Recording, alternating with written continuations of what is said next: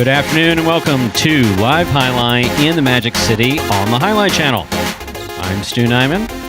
I'm here with Andrew Bleckman, and we're pleased to welcome you to this Monday afternoon performance. We have 9 games for you beginning at 1 p.m. In addition to fast and fun highlight action, each of today's games offers win, play, show, Quinella, Exacta, and Trifecta Wagering. In addition to those wagers, we have the Mighty Ocho that begins in Game 1, 2 pick threes. The first pick 3 begins in Game 4. The second pick 3 begins in Game 7. More importantly, the high-paying High Five jackpot has carried over again and now has $11,756.80 in it. Can you repeat that, Stu? $11,756.80.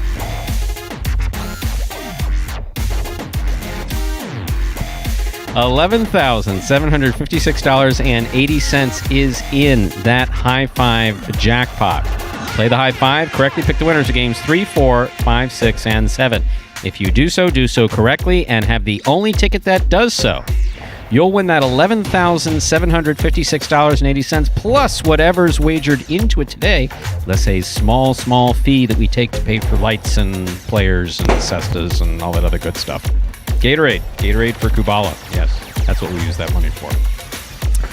There are no scratches in today's performance, ladies and gentlemen. Once again, games 1 through 9 are scratch-free. With all this in mind, please make those wagers as early as possible within scheduled post time. Game 1 is now just 8 minutes away. Good luck. Andrew, how are you? Hello, Stu. I'm well. We started off with some great highlight this morning. Highlight H2H to start the week off. Group 3. Wonderful. Came out there and first match of the day between Diaz and Cool Fitness. I mean, if you just join us for our Parimutuel performances, you're like, well, you see Cool Fitness here with 1 win, Diaz with 2 wins. How great of a match could it have been? No, tune in, take a look, because those two guys played their asses off and played some of the best highlight that individually they have played this season, and then it looked pretty good out there on the court as well. So check it out there. Some good action today. Also, El Barba was undefeated there in that third group. Continued on with that. 2 more wins for him. Wasn't in straight sets, though. Was not in straight sets. Dropped one. So Ron overall first place there in Highlight H2H. El Barba in second. That first tiebreaker there is your set percentage. So Ron just a little bit higher there than El Barba. And then third, rounding out the top 3, we have Benny there at 8-2 overall. A couple of guys that are still in that Highlight H2H. Obviously, you have CRB 7-3.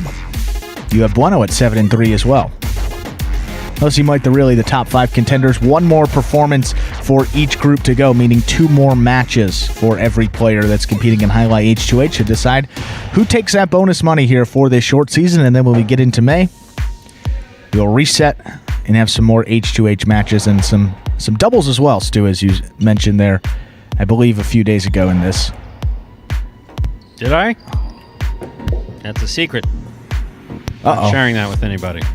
So if I did, it was a mistake. I said it under duress. Said it doesn't count. Which doesn't count. Didn't happen. So we'll see. But there will be more H2H. The format up in the air. We have one of those fun videos that we normally play at the beginning of the performance? We do. Don't we have one? We have 7 minutes till Game 1. This video that starts at always is the one that explains the scoring format for the first 8 games of this 9-game performance, which will be Spectacular 7 scoring.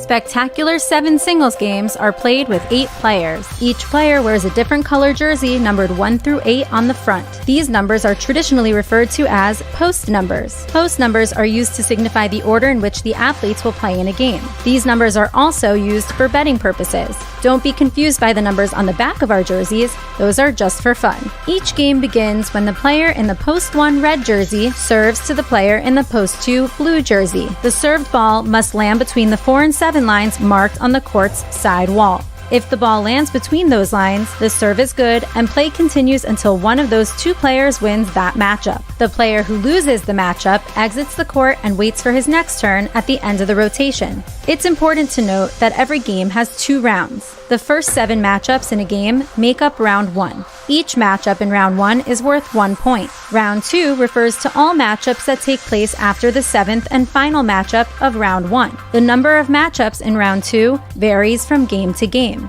And in round 2, each matchup is worth 2 points. The first player to earn 7 points wins the game. And we're back here 5 minutes from game number 1. Got the scoring format explained for the first 8 games of this 9-game performance. Spectacular 7 scoring, and then we just completely change it up for that last game. And if you tuned in late, meaning within the last few minutes, and you haven't heard us talk about the high five at Magic City today, 11,756.80 has carried over. So you take that plus whatever's wagered into it today, which will appear just before the 3rd game.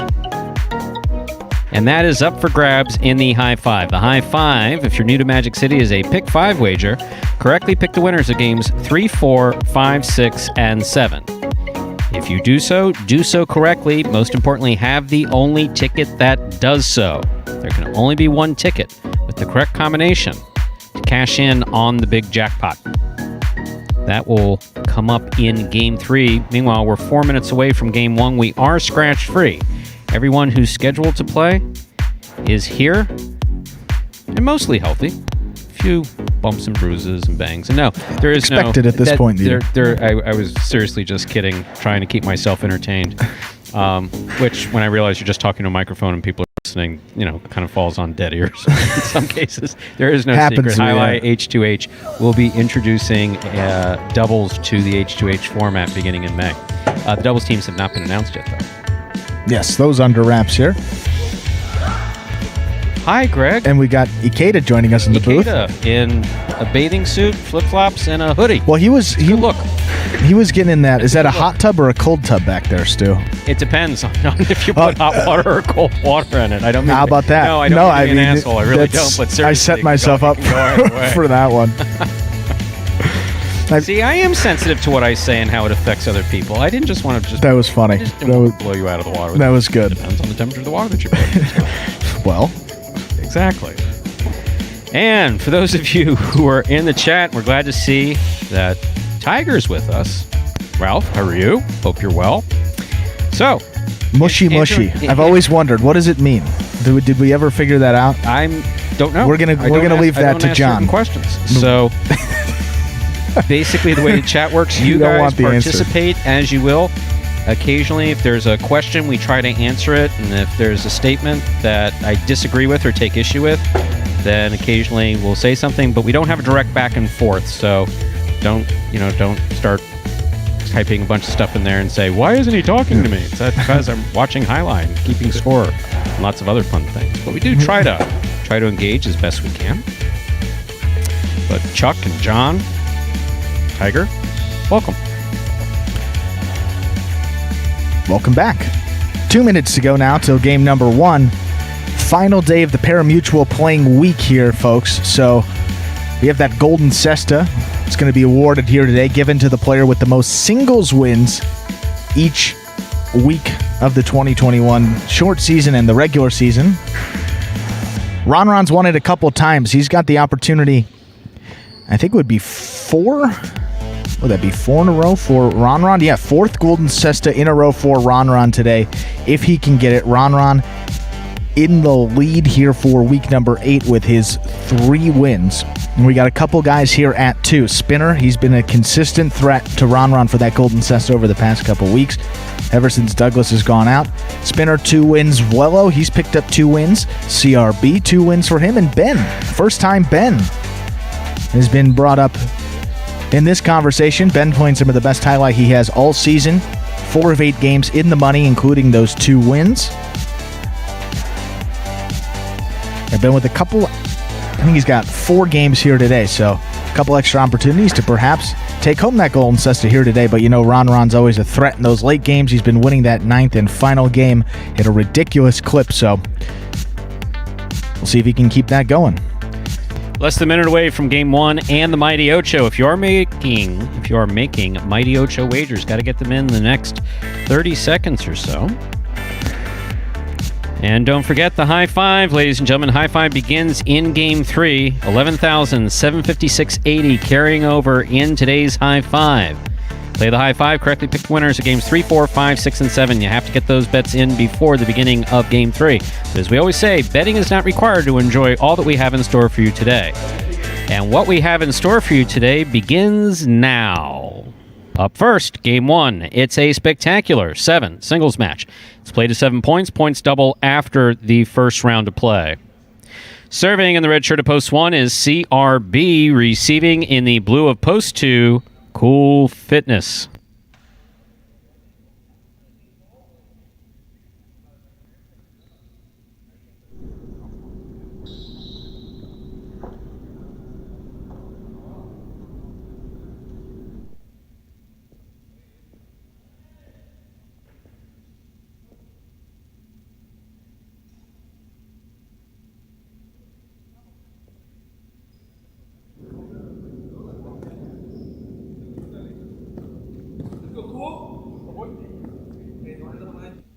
There's the serve by CRB. Our first game is underway.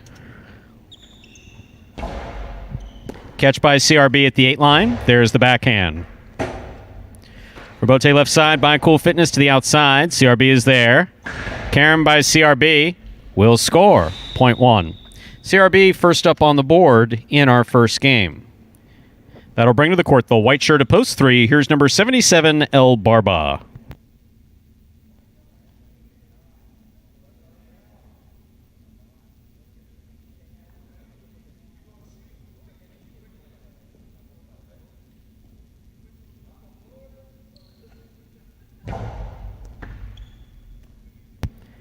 Backhand by El Barba.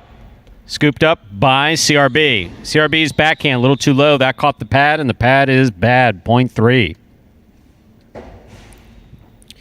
Here's the green shirt of post 4. In this matchup, we have El Barba serving to Juice.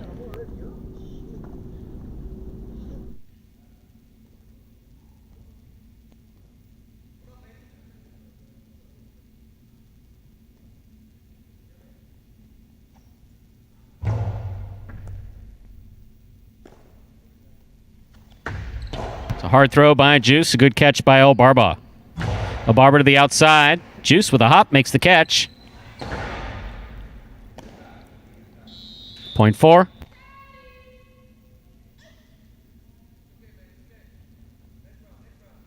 Black shirt at post 5. Diaz receives.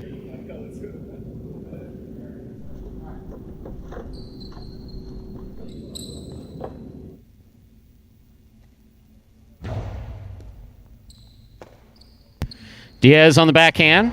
Middle of the court. Caught by Juice. Hard throw by Juice. Diaz got assessed on it. Unable to get it to the front wall, though. Point 4. Yellow shirt. Post 6. Jedden receives.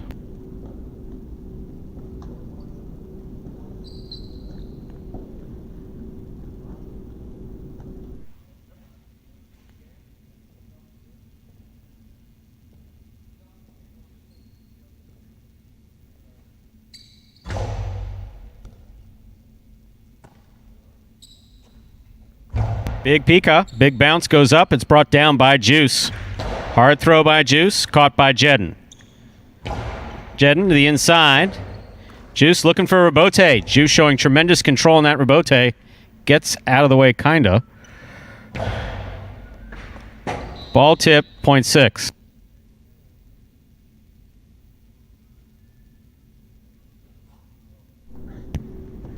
Pink shirt at post 7 now receiving. In this matchup, we have Jedden serving to Vuelo.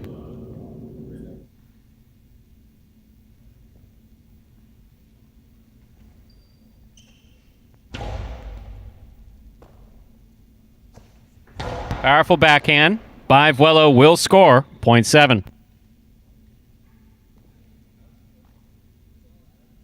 Here now to complete the first round and receive, wearing the purple shirt at post 8, Tennessee.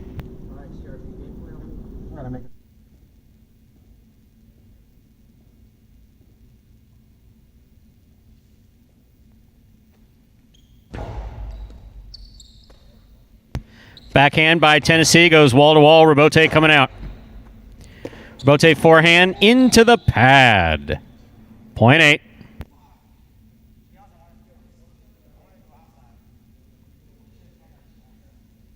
That completes the first round of play. All matchups are worth 2 points now through the end of the game.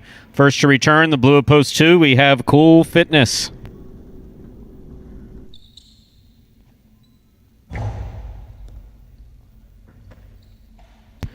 Backhand by Cool Fitness. Passes out to the Rebote. Rebote left side by Tennessee. Got that whole great big front wall to hit. That hit the pad. Point 2. Red of post 1 returns. Here's CRB.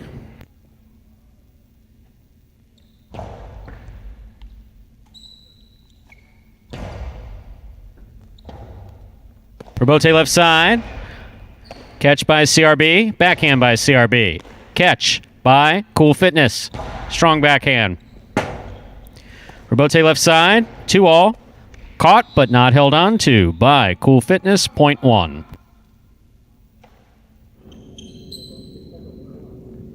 One on the board with 3 points, serving to post 3. The white shirt, El Barba receives.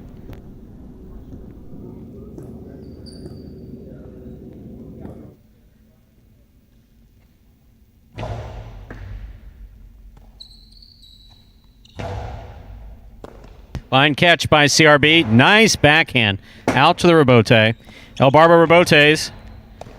Ball dropped. Point 3. 3 on the board with 3 points. Here's post 5. The black shirt, Diaz receives.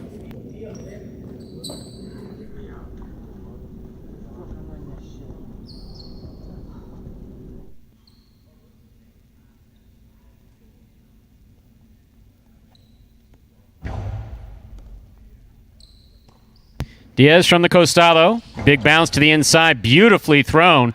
And scoring. Point 5.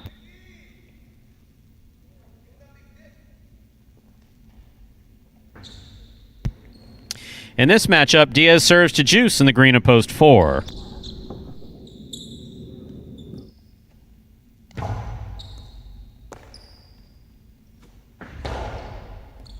Catch by Diaz. Backhand. Juice makes the catch. Almost. Point 5. Diaz has 4 points. In this matchup, Diaz will serve to Jedin. Yellow post 6.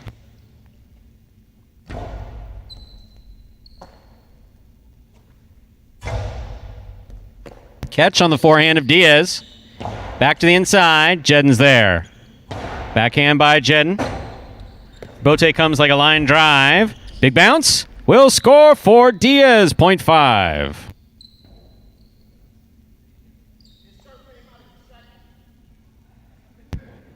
No, it didn't. Black shirt at post 5. Possible game point here for Diaz. Trying to stop him, Vuelo.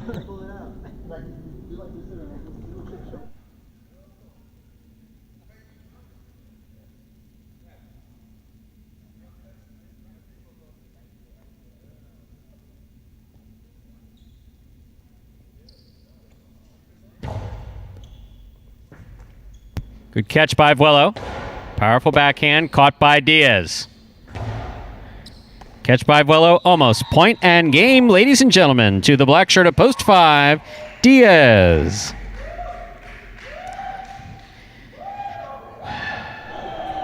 Five wins it. This is a playoff for second and third place. 1 serves to 3.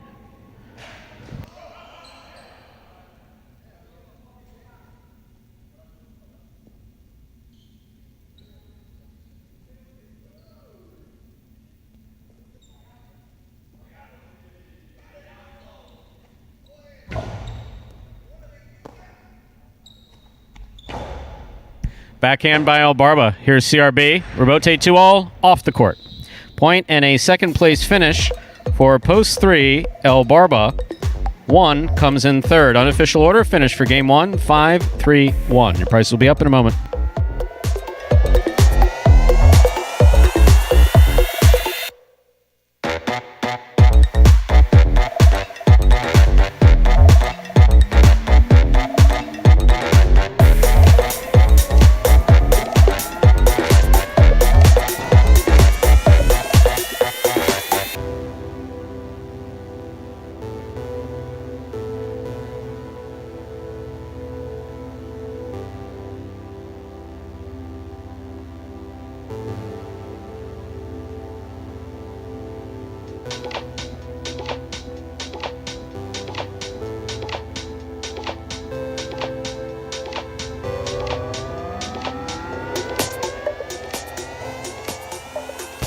Results from Game 1 are official. Coming in first, post 5, Diaz. Taking second, post 3, El Barba. Coming in third, post 1, CRB. 5-3-1, the official order of finish. $2 Quinella, 3-5, $102 even. That's first and second in any order. Trifecta, 5-3-1. That's first, second, and third place finishing. 303.20. $2 wager on 5 to win returns $10. Up next, ladies and gentlemen, one game closer to the beginning of the high five. Not quite, though. Up next is Game 2. It's a spectacular 7 singles match, played to 7 points. Points double after the first round of play. There are no scratches in Game 2. There are no scratches in today's performance. Post time for Game 2 is now just 7 minutes away. Good luck.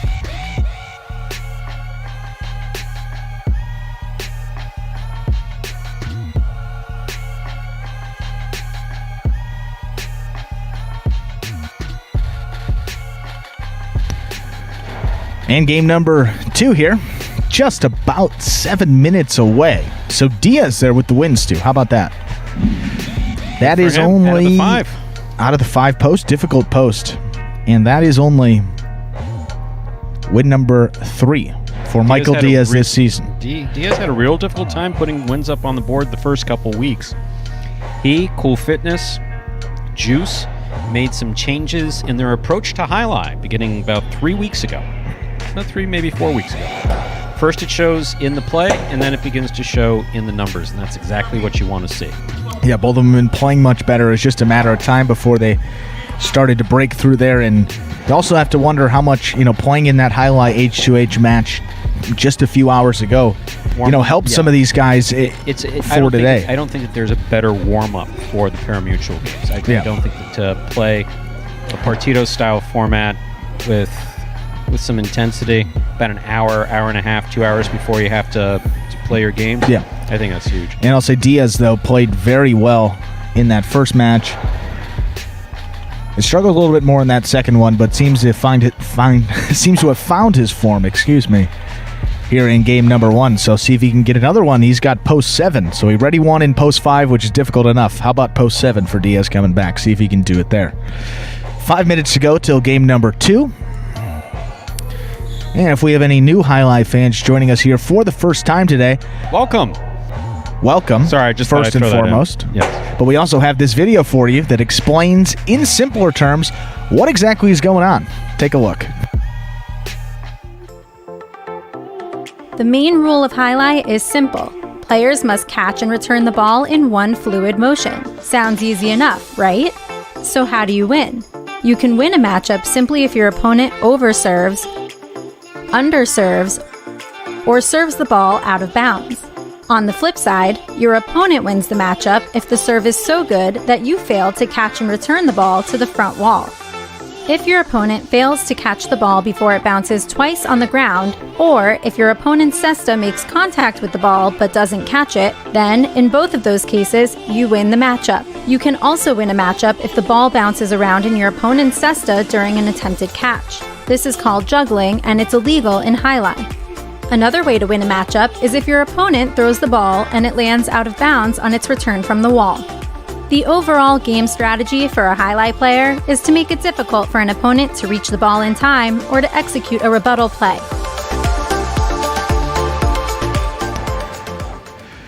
And we are back here 4 minutes from game number 2 at Tri-Pool again.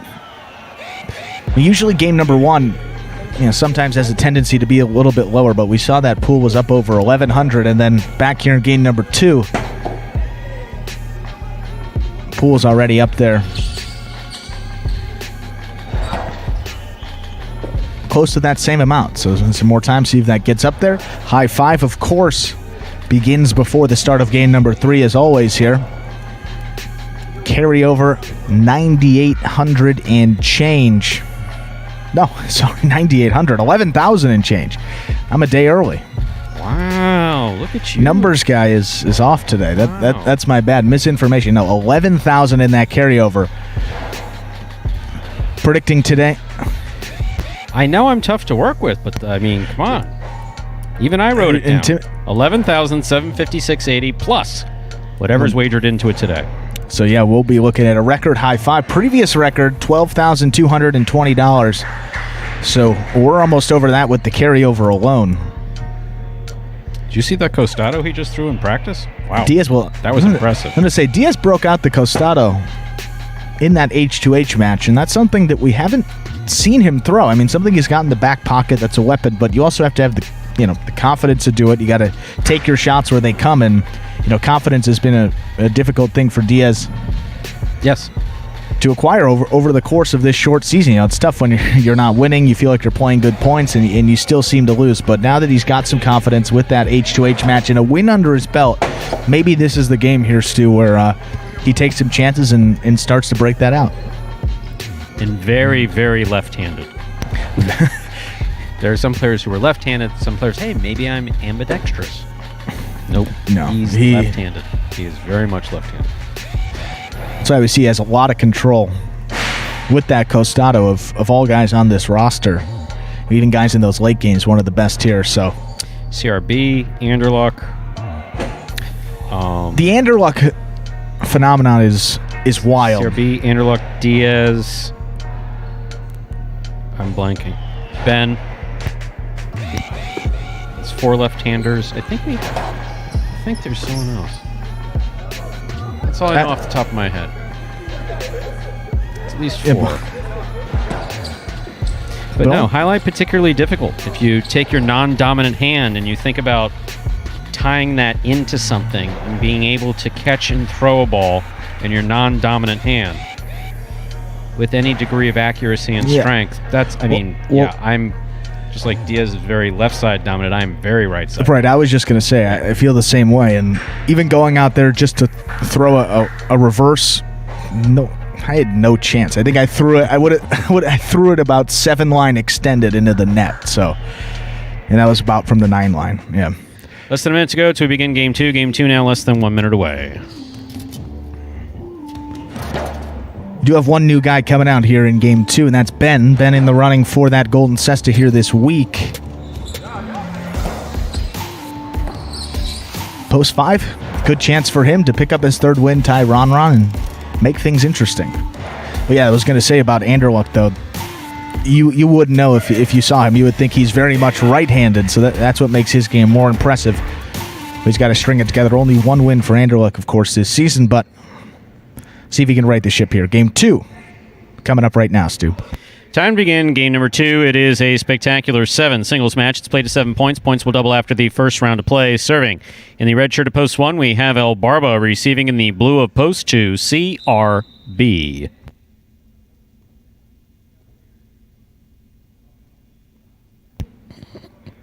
El Barba serves. We begin game 2. Scoop by El Barba.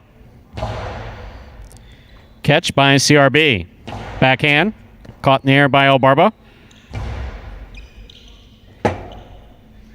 Robote. 2-all by CRB. El Barba moves up to make the catch. Oh, you can't stand there like that, Chad. Point 1.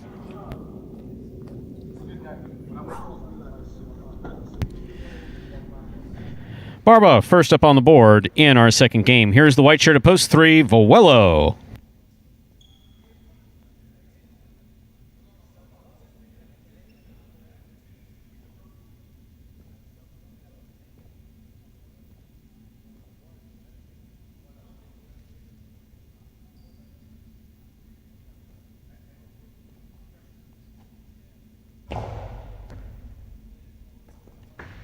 In and out of the cesta the ball goes. Point 1. Now receiving the green shirt of post 4, worn by Juice.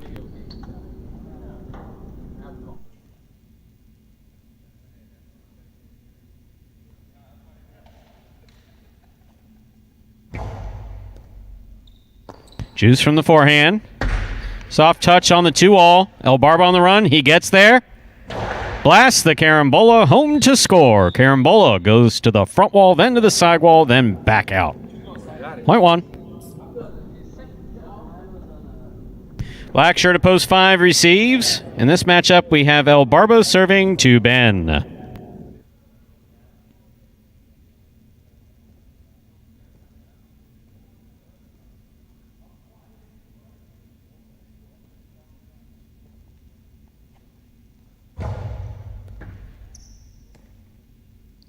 Backhand by Ben. Low and hard. Caught in the air by El Barba. El Barba goes deep. Rebote left side by Ben. Off the court, point 1.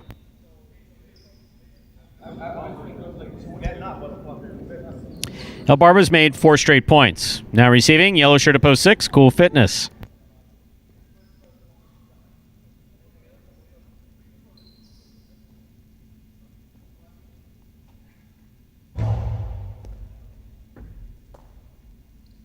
Backhand by Cool Fitness, caught in the air by El Barba. Catch by Cool Fitness on the right side. Low and hard to the inside. El Barba's looking for a rebote. He makes the rebote nicely. There was a hop and a drop. Point 1.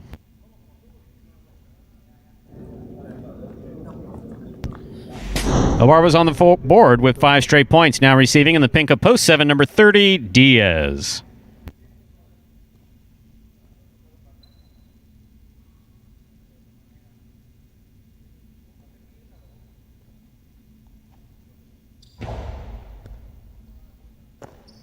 Diaz from the left side to the inside.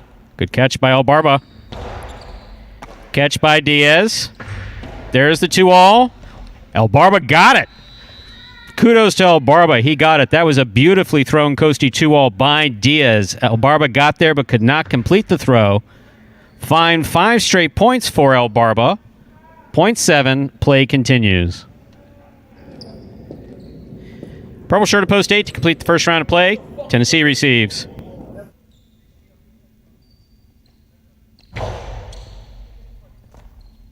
Tennessee, difficult catch at the side wall. Diaz forehand rebote, high to the front wall, big bounce. Tennessee running backwards. He made it. Catch by Diaz. Backhand. Big backhand. Clip the side wall. Tennessee's got it midcourt. Catch by Diaz at the 11 line. Tennessee from his knees. Rebote for Diaz to the inside. That is beautifully thrown. Here's Tennessee from the 10 line. Big backhand. Rebote coming out. Rebote left side by Diaz. Back to the inside. He gets out of the way. He's up. Tennessee throws it back. Soft touch. That scores. Point 8.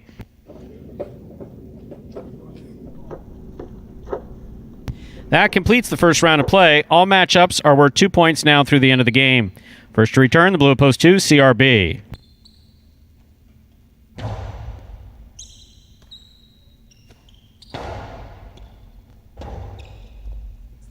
Point 2.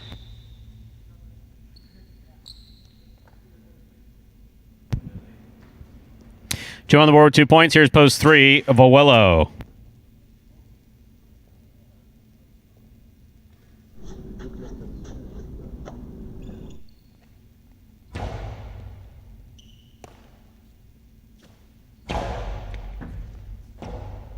Rebote left side by CRB. Catch by Vuelo.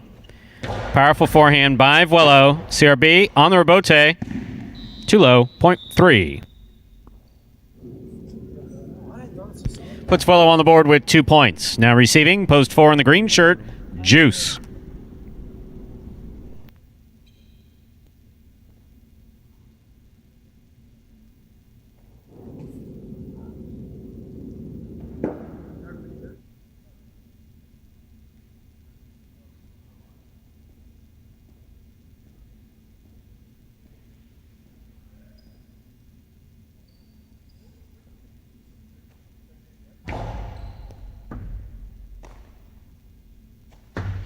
Strong forehand throw by Juice.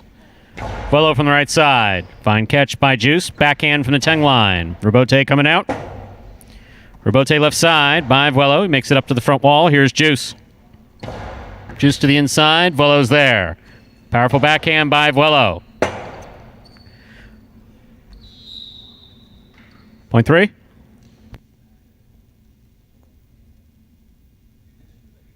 Vuelo on the board with 4 points. Here's the black shirt at post 5. Ben receives.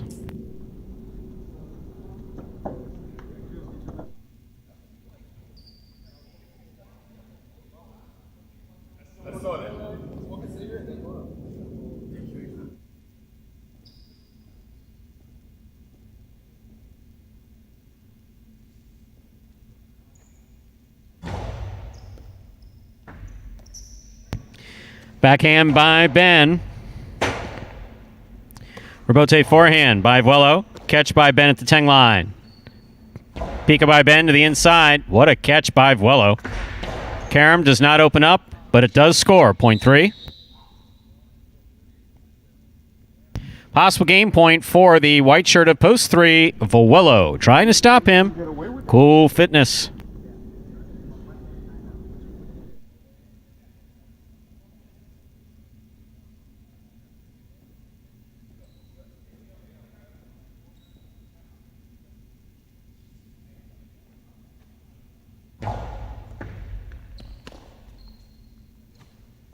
Powerful throw to the outside. Vuelo makes the catch at the 11 line. Hard throw on the return. Caught by Cool Fitness. Cool Fitness high to the front wall. Big bounce. Vuelo going to look for Rebote. Tough for Rebote. Swing and a miss at the 10 line. Point 6. Play continues. 6 on the board with 2 points, but returning now with possible game point is the red shirt of post 1, El Barba.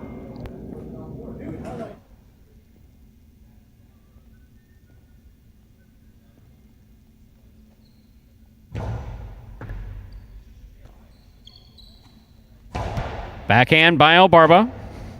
Rebote left side by Cool Fitness. Catch by Cool Fitness. Juggling on the catch of Cool Fitness. Ball came into the cesta and bobbled. Point and game for the red shirt of post 1, El Barba. 1 wins it 3 places, 2 serves to 6. This is a playoff for 3rd place.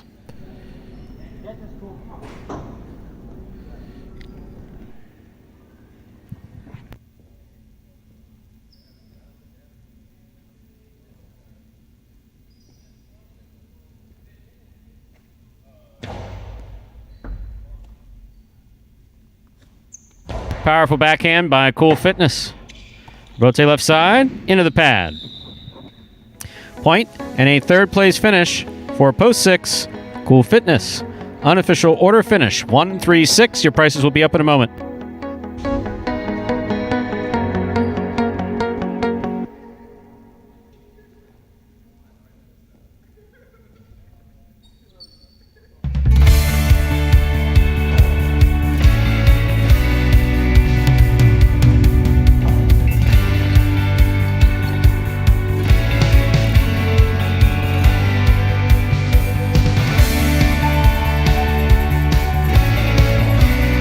Results from Game 2 are official. Coming in first, post 1, El Barba. Taking second, post 3, Vuelo.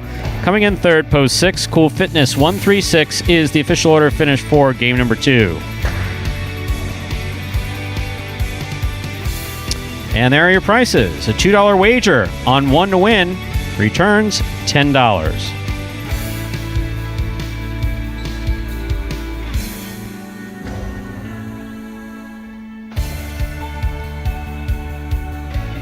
$2 Quinella 1-3, that's first and second in any order, $36. The trifecta 1-3-6, that's first, second, and third place finishing, $374.20. Up next, ladies and gentlemen, is game number 3. More importantly, game 3 begins the high 5. Game 3 is a spectacular 7 singles match. It's played at 7 points. Points double after the first round of play. The high 5 is a pick 5 wager. Correctly pick the winners of games 3, 4, 5, 6, and 7.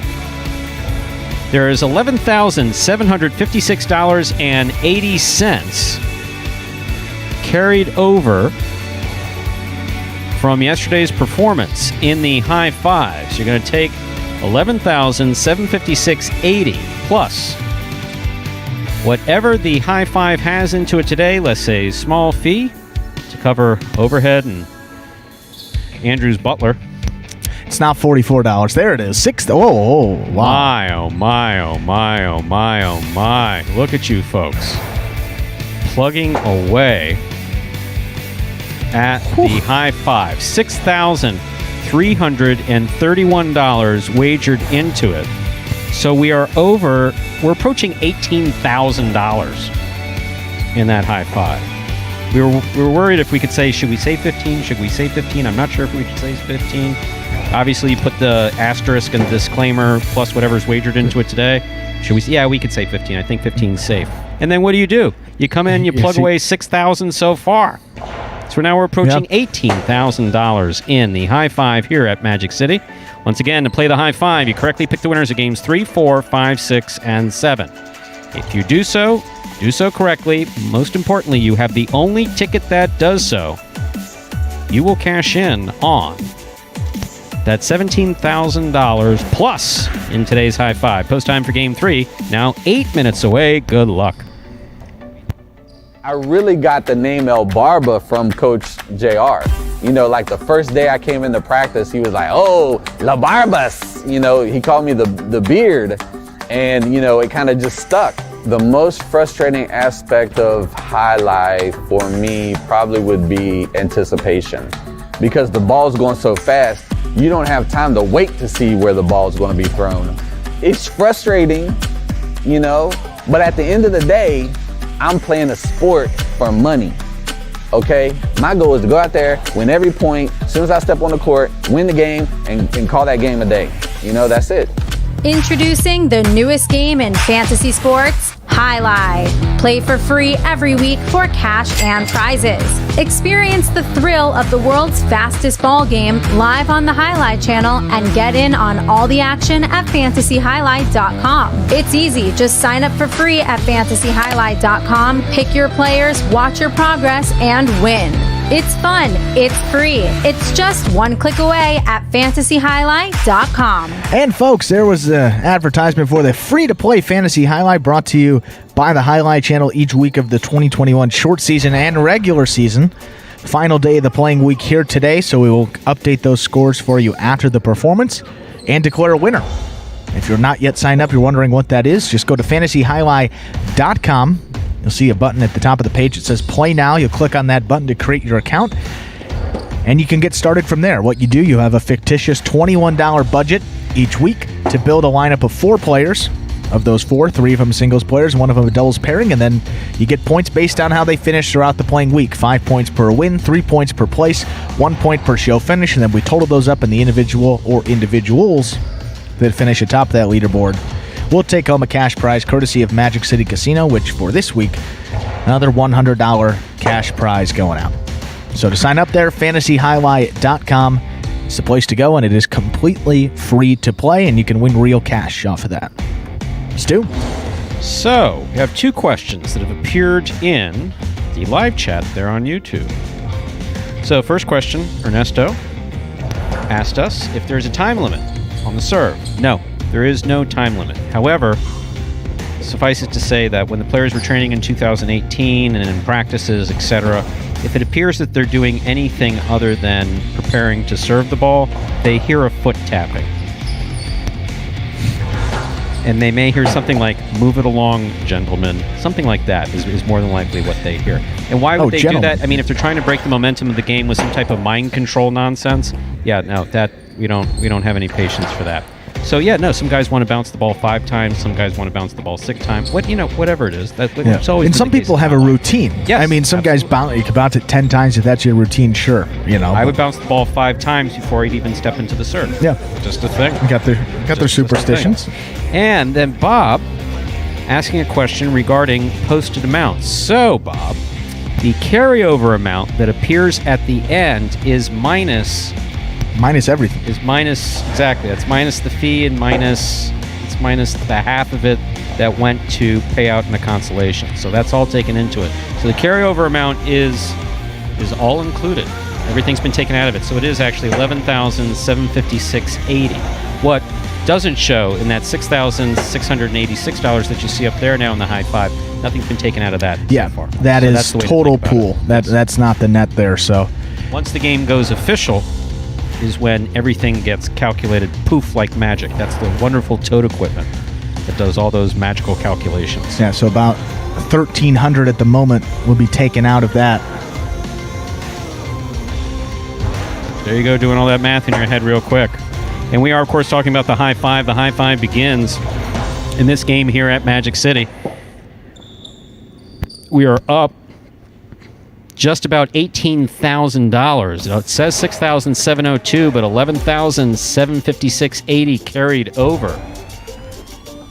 Yeah, so this pool is going to be at least $5,000 more than if someone hits it today, than what we're seeing up in that carryover, which is already over $11,000. And the fact that I would know how to answer a mutuals question is just bizarre to me. Yeah. I was always so terrible at that. I was assistant mutual manager at Fort Pierce in 1998, I think it was, for like 6 months.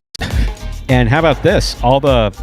This isn't going to make sense to a lot of people, but long story short, the commissions on what a guest track makes and a host track makes and whatever, usually it's a fairly simple data entry thing that you would do. Not back then. We did the math manually.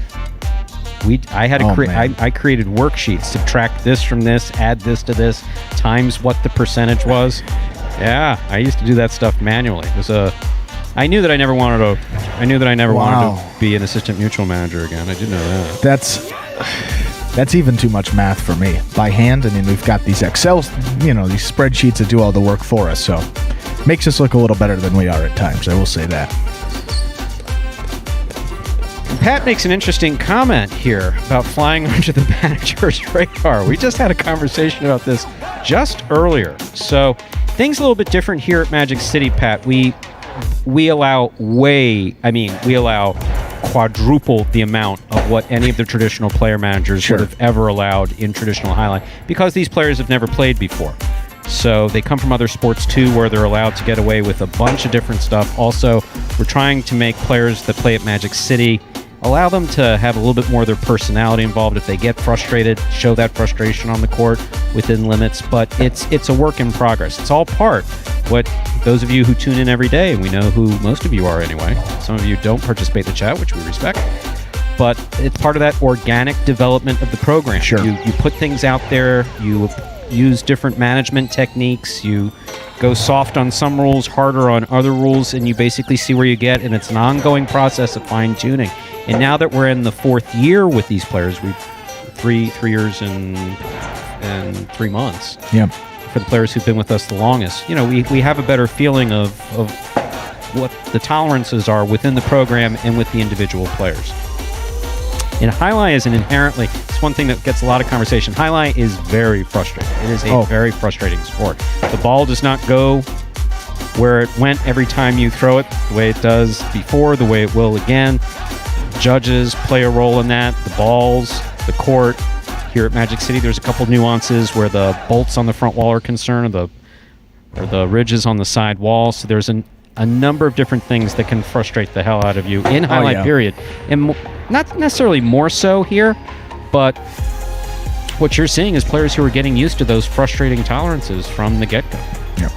They've all been weeded out by the time you got to one of the major frontons. So that is why you hear me being so fiercely protective of the program and the players that remain. Okay, time to begin game number 3 and the high five for today. It is a spectacular 7 singles match. It's played at 7 points. Points double after the first round of play. Serving in the red shirt of post 1 is Anderluck. Receiving in the blue of post 2 is Diaz.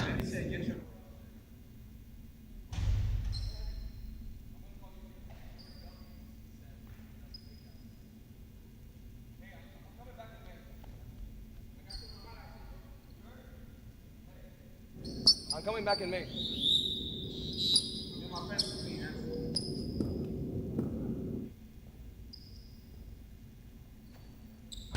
There's the serve. We begin with an excellent serve, and a great catch by Diaz. Karam scores for Anderluck. Point 1. That'll bring to the court the white shirt of post 3. Here's El Barba. What do you do for a living? Uber.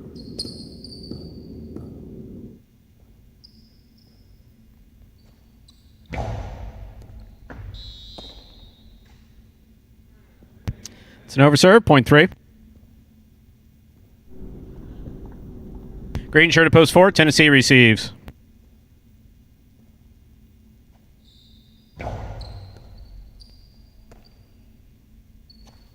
Backhand by Tennessee. Rebote left side. It's a 2-all.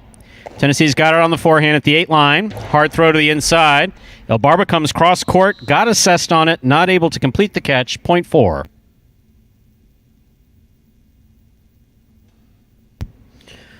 Now receiving the black shirt of post 5. Here's number 29, Voello.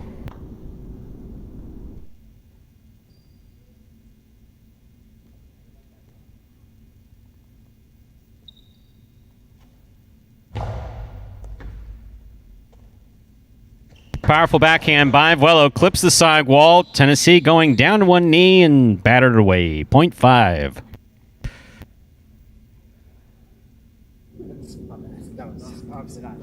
Yellow shirt to post 6. CRB receives.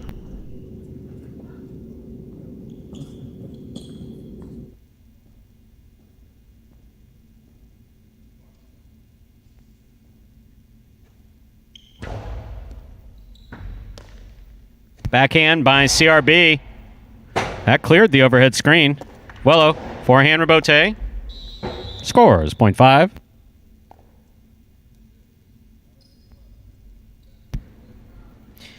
Here is the pink shirt of post 7. Bueno receives.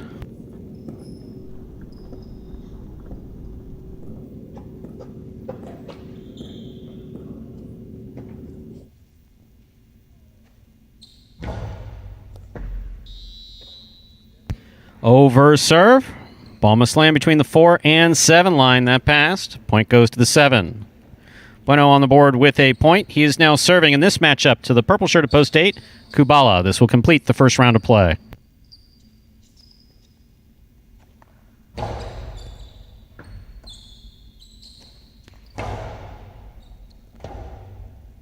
Rebote forehand by Bueno. He makes the save. Kubala makes the catch.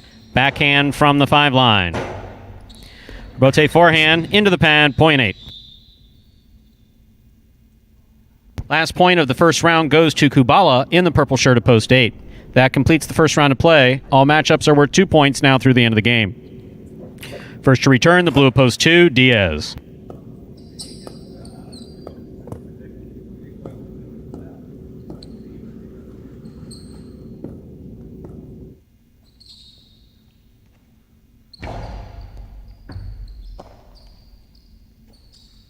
Backhand by Diaz, catch by Kubala. Kubala goes deep. Rebote coming out. Rebote left side by Diaz to the outside. Kubala moves up to make the catch. Throws the carom into score. Point 8. 8 on the board with 3 points. Back and ready to receive. Post 1, the red shirt, Anderluck.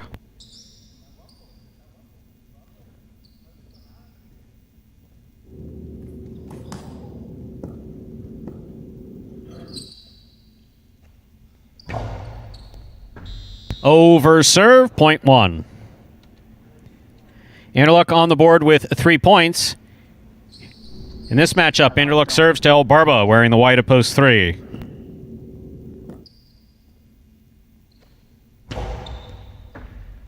Fine catch by El Barba. Nice backhand to the inside. Rebote forehand by Anderluck. El Barba moves up on the ball nicely. Forehand to the inside. Scoop missed, point 3. 3 on the board with 3 points. Here's post 4, Tennessee.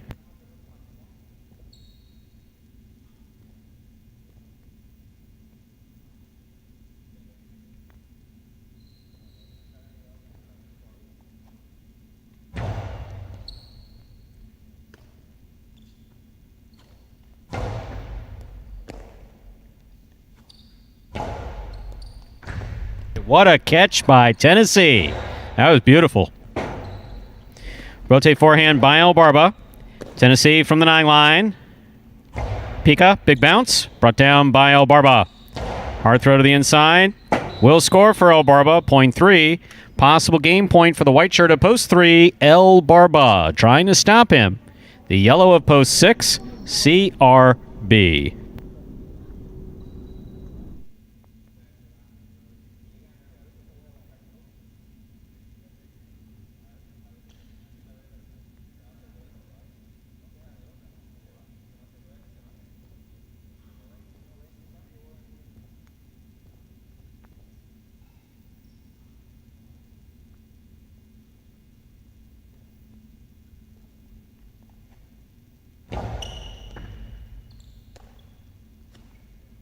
Backhand to the inside. El Barba just to catch it in the air. Nice throw. Good catch by CRB. Backhand by CRB with ease. Rebote forehand hooked into the pad. 0.6. Play continues.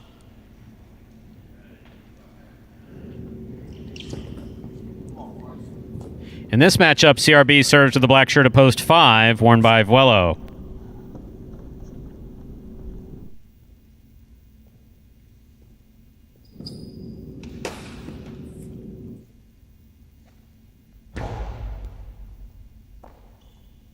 Backhand by Vuelo.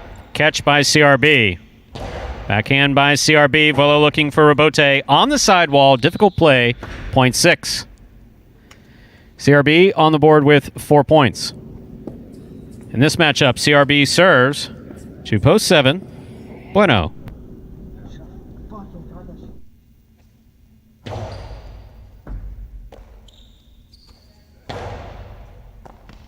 Backhand by CRB, low to the front wall, taken on the forehand of Bueno. Scoop by CRB, and the crowd goes wild. There's the backhand by Bueno. Catch by CRB, Karen by CRB. He eased off just enough there at the end to score 0.6. That was really well thrown by CRB. Possible game point for CRB, post 6. Trying to stop him, Diaz. Catch by Diaz. Backhand. Catch by CRB. Juggling. Ball has to come into the cesta and be stopped. That point goes to the 2. Play continues in our third game. 2 on the board with 2 points, serving to post 8. Here's Kubala.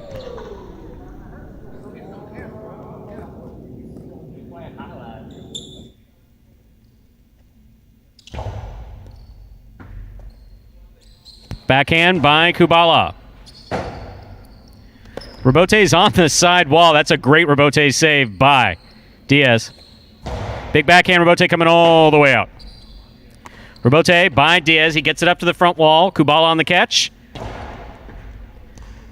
Got assessed on it. Not able to make the catch. 0.8.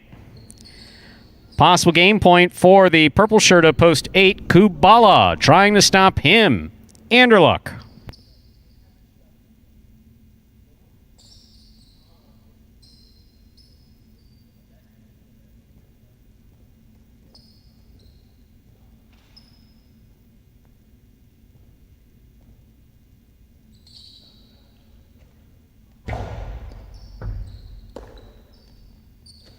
Powerful forehand throw by Anderluck. Rebote for Kubala. Big bounce to the inside. Anderluck has it on the right side. Back to the inside he goes. Beautiful. A chick-chack from the forehand of Anderluck. Don't see those often here at Magic City. Almost never. My. 0.1. Possible game point for the red shirt of post 1. Anderluck trying to stop him. Tennessee.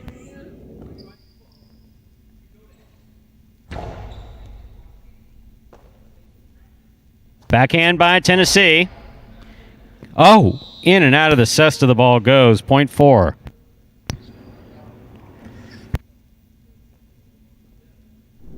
Four has 3. 3 has 5. Possible game point for El Barba.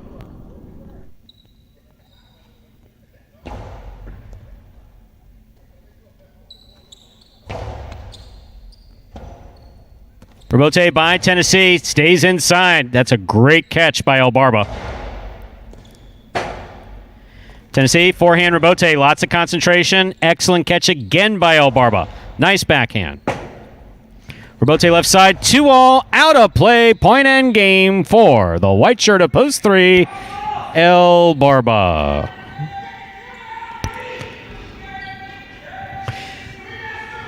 And if it's this loud in here now, can you imagine what it's going to be like when we have fans? 3 wins at 6 places, 8 serves to 1. This is a playoff for third place.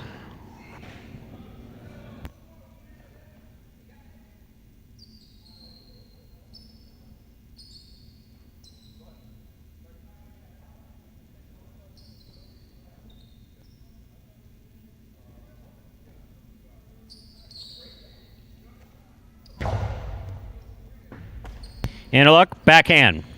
Nicely played. catch by Kubala. Kubala goes deep.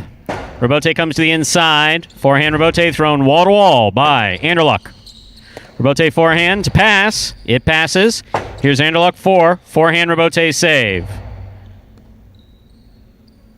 Kubala positions to take it on the left side. Backhand to the inside. Robote forehand. Up, and away. Out of play. Point in a third place finish for Kubala in the purple shirt of post 8. Unofficial order finish 3-6-8. Your prices will be up in a moment.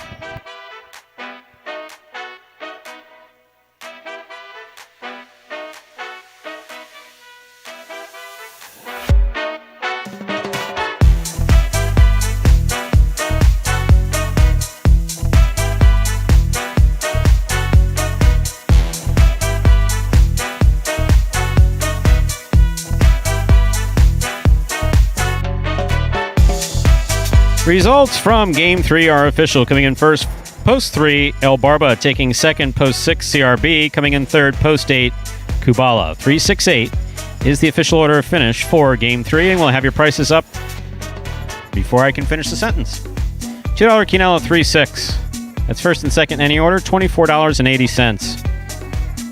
Trifecta, the 50-cent try, 3-6-8. $1,081.50. My, oh my. Big numbers in today's performance. $2 wager on 3 to win returns $14.20. First number for today's high five, the number 3. Up next, Game 4 and the early pick 3. Game 4 is a spectacular 7 singles match. Play to 7 points. Points double after the first round of play. Post time for Game 4 is 7 minutes away. Good luck. You're a sportsman, aren't you? Sort of. You like highlight? I like the way it's spelled. Me too. Yeah, with a J. How'd that get in there? I can handle your workload without any help. Andy Glam, former J. Crew employee.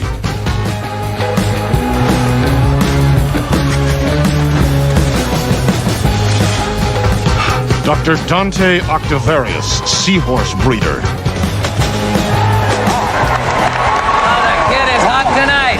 He better be. I got him wheeled in the trifecta. Shunk Dunkirk, incontinent high-lie instructor. Incontinent high-lie instructor? Incontinent high-lie instructor. All right, I'm calling it. I'm trying out a new persona. I'm club owner and high-lie enthusiast, Barry Mexico. What a fun and lazy character name. Was it your first thought? You know it. Barry Mexico gets down to business. And we're 6 minutes away now from game number 4. We saw that pop culture video. Always a good one. Yes, it is. 6 minutes to go to we begin Game 4 and the early pick 3. My, oh my. So on, yeah. Schmel, thank you for that reference to Paulie. Paulie, who's just in the other building. It's right there. Lobster time. Lobster time. We didn't have many. We didn't have a lot of lobster dinners year 2 when he was here, but no, I've been getting a couple of them. Well, last year was your second year, right? This is your third? Yeah. Hard to believe, yeah. Yeah, well, last year was COVID. I mean, we still have COVID going on, but last year was defined by COVID. Sure. We're not quite post-COVID, but we're COVID less COVID? Yeah, something like that. Lost my train of thought. Moving closer towards normal. Yes. So, yeah, no, if it's this loud in here now, can you imagine what it's going to be like when we have... People are... I'm wondering who's going to be louder. I'm wondering if the players are going to be louder. See, that's one of those things, Pat, that doesn't happen in traditional highlight. I remember one time the scoreboard got stuck at Miami, and okay. it created a delay of game. Some of you may have stories when this used to happen in Connecticut or elsewhere. And so it was about a 20-minute delay as far as getting the... 20 minutes? Yeah, about 20 minutes getting back on. And I remember... the player Zaria, may he rest in peace, tremendous backcourter from Miami highlight fame, played in multiple tournaments. Many people remember Zaria. Tremendous backcourter, paired up with a variety of different players, but especially Ara, who sits next to us, and of course Michelena. Just a tremendous guy. He stood up and started conducting the players that were sitting in the cage in some song. I don't remember what it was. That's versus unbelievable. back like 16 or 17. Yeah. That's probably the most animated that I saw a group of highlight players at one time. Ever, yeah. Before Magic City, that is. Yeah, well, these guys were obviously active during those H2H games here today. I mean, they can sit. I mean, really, it's only a couple of yards away from the server where the benches extend to there. So when fans are here, that's going to be an interesting dynamic. As you said, a lot of guys use this full space to get warmed up. Yeah. We saw Carballo doing his new thing where he throws into the net during during some of those middle games. And Bradley not going to be able to do that. Bradley's jog, that's going to be a thing of the past. I knew that mentioning Zaria's name would bring up some interesting tidbits, and of course Ernesto, we know, knows quite a bit about highlight. I don't mean that facetiously. Obviously, you know your stuff, Ernesto. But I'll point out when I don't think you know what you're talking about, you definitely know what you're talking about. So, what made Zaria's picada, the big bounce from the forehand, unique was that it was very difficult to do at Miami. Combination of the balls and the court. There's certain, like we have nuances here at Magic City. Miami's floor was not particularly conducive to the big bounce, helping the ball bounce. Yeah. So players who did have a good picada really knew how to throw it. Zaria had tremendous power, fantastic catching on both sides, and he had this monstrous picada from the backcourt that really stood out amongst his peers. Now, the traditional picada, I mean, obviously you want the big bounce, you're trying to get it over the head, but you don't want it coming out much further than like the 12 or 11? I mean, realistically, you should be able to adjust when you go into the backswing on the picada. And since you're throwing it straight over the top, you do have that split second, what traditional players from the 1960s and 50s would call cheating, which is you take a picture with your eyes as you go into the backswing. Yeah. And you see where your opponent is. And if your opponent, usually in that case, if they know that the picada is coming, they'll usually be moving forward if they can, to either catch it in the air, which means it wasn't a good picada, or to catch it on the quick bounce, bote correo. And so you can make slight adjustments. Now, we tell the Magic City players when they're playing, once you pick your shot, do not adjust. You throw it. Right. Because that's a surefire way when you're learning how to play highlight to screw things up, is when you start making adjustments. That comes with time and with experience and with knowing how your opponents play. So, but when you're throwing picada and you know what you're doing, you make the adjustment. So it doesn't make it difficult. The whole goal is for it to do its work in front of your opponent. Yeah. Sort of the end game. Yeah. Where it winds up after your opponent doesn't really make a difference. Or in doubles, when you throw it, you want to split the front court and the back court. You throw it over the front quarter's head and just out of the reach of the back quarter. Yeah. And then have it not feed an easy rebote. Here it's tricky because everything comes out at Magic City. On a traditional court, less so. And game number 4 here, less than a minute away. Got that pick 3, that early pick 3 that begins here in this 4th game. In addition to those other standard wagering options in each game. So El Barba there with the first leg of that high 5. You see a lower post position there, post 3, but El Barba has been struggling there in that 3rd game in particular. Has gotten a collection of his wins, majority of them in those first 2 games of the year. But 2 wins for El Barba here today after going undefeated in his H2H matches again. So full day's work for El Barba. He'll be coming out in the doubles department with Ikeda, and that team still squarely in the race for those bonus prizes for doubles as well. But we'll get you that before game number 5. This clock will turn any moment to 0 minutes. Name came up here for Miami highlight fans past, and Fort Pierce at the end of his career, backquarter Leaf. Asked Manuel here, who's the best right side you ever saw? Again, it's specific to when someone was watching or playing. He said Leaf. Picture perfect. Awesome, yeah. Absolutely picture perfect. Absolutely picture perfect. Plagued by injuries throughout his career. But overall, great American backquarter. Okay, time to begin game 4. It is a spectacular 7. Singles match played to 7 points. Points double after the first round of play. Game 4 begins. The early pick 3 serving in the red shirt at post 1. We have Bragley receiving the blue post 2. Julin.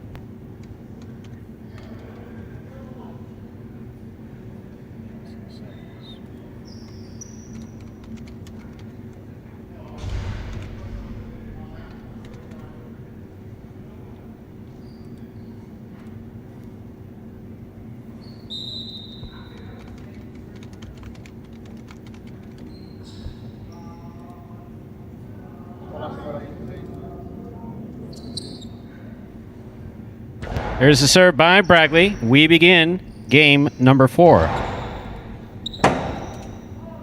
Robote forehand hooked by Bragley, point 2. Julin first up on the board in our 4th game.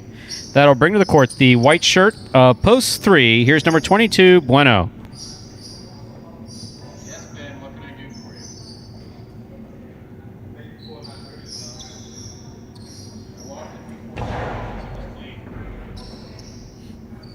There's the backhand by Bueno. Catch by Julin. Big backhand by Julin. Fine Robote forehand by Bueno. Good catch by Julin. Powerful backhand by Julin. Robote forehand by Bueno. Beautifully played again by Bueno. Robote to the inside. Bueno comes up with a great catch. Nice backhand. Robote comes to the 8 line. Julin turns it from the left side. Catch by Bueno.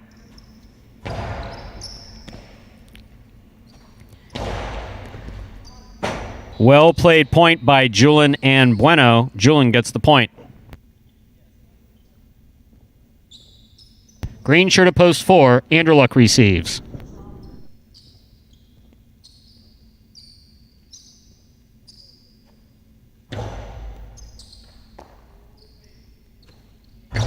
Powerful, powerful forehand.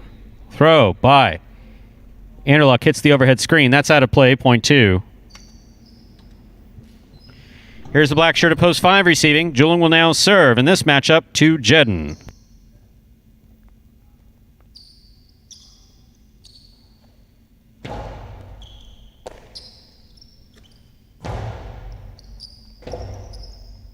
Robote save by Julin. He keeps the ball in play. Here's Jedden from the 7 line. Hard throw to the inside. Scoop missed. Robote not there. Point 5.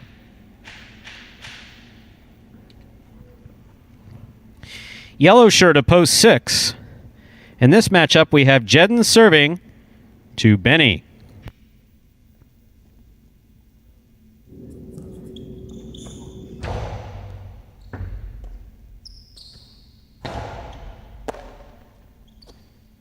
Backhand by Jedden. Robote comes to the left side of Benny, puts it right up the middle. Oh. It's scooped up by Jedden. A beautiful catch. Point 5.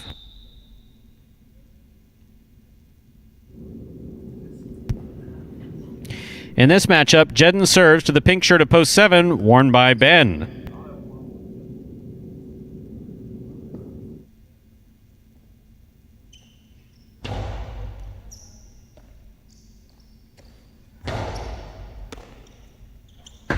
Costalo 2-all is beautifully executed by Jedden there. That was one hell of a throw, point 5.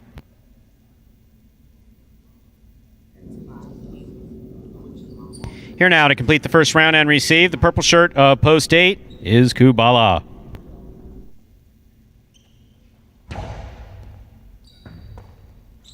Backhand by Kubala to the inside.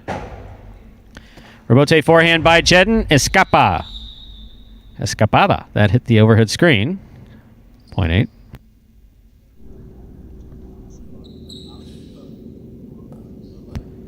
The first round is complete. All matchups are worth 2 points now through the end of the game. First to return, the red of post 1, Bragley.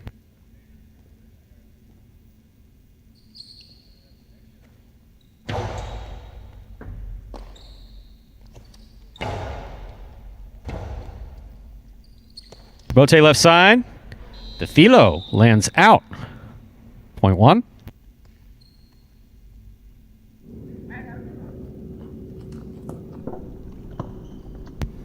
Receiving, the white shirt, post 3, Bueno.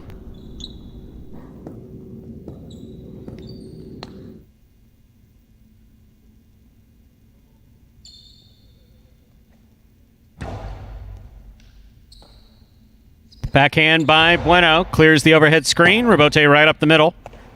2-all Robote by Bragley will score, point 1.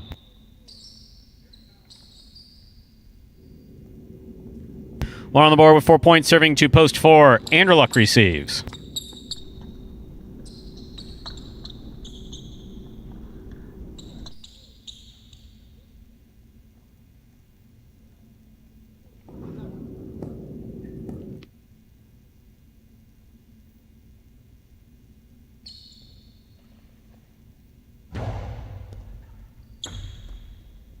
Backhand by Anderluck.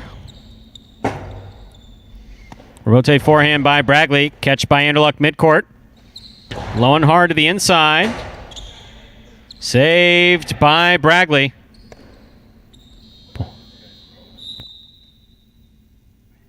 Point one.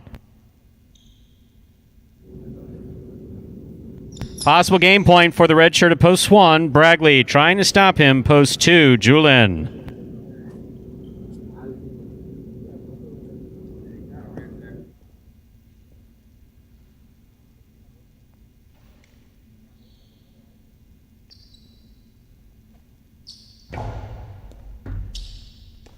Julin on the right side.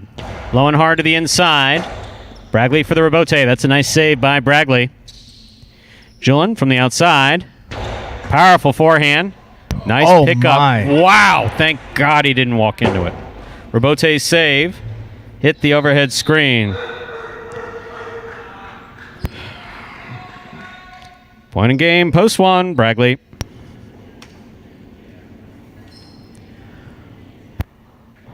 One wins it. 5 serves to 2. This is a playoff for second and third place.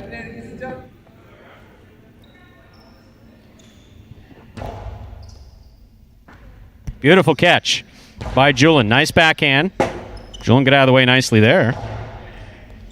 Catch by Julin. Nice backhand. Rebote forehand by Jedden. Catch by Julin. Catch by Jedden. Jedden from the forehand. Julin catches the ball in the air. Oh! Is that a Dejada? That's a Dejada. With a D. Spelled with a D. You spelled it with a D, right? I said Dejada. Okay, that's good. Yeah. Carballo's fond of calling it Tejada. That's why he can't throw one. That is point and place to post two. 5 shows. Unofficial order finish. 1, 2, 5.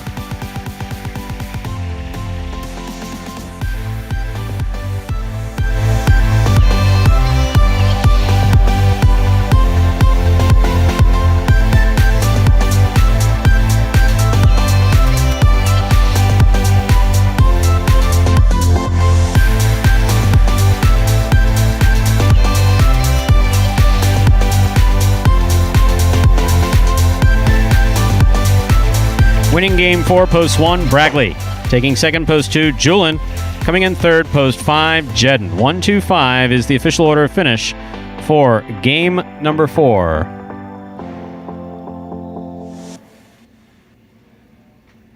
And there are your prices. $2 Quinella 1-2. That's first and second in any order. Returns $23.40. Trifecta 1-2-5. That's first, second, and third place, finishing $453.60. $2 wager on one win returns $15.80. Up next, ladies and gentlemen, is game number 5, or as we like to call it around here, Dodging Death 1. First of our 2 doubles games in this afternoon's performance. Game 5 played to 7 points. Points will double after the first round of play. Part of the Doubles Championship Series here at Magic City Jai-Alai with $15,000 on the line for these players. Post time for Game 5, just 7 minutes away. Good luck. If somebody 5 years ago told me that I was going to be playing professional Jai-Alai, I'd be like, what are you talking about?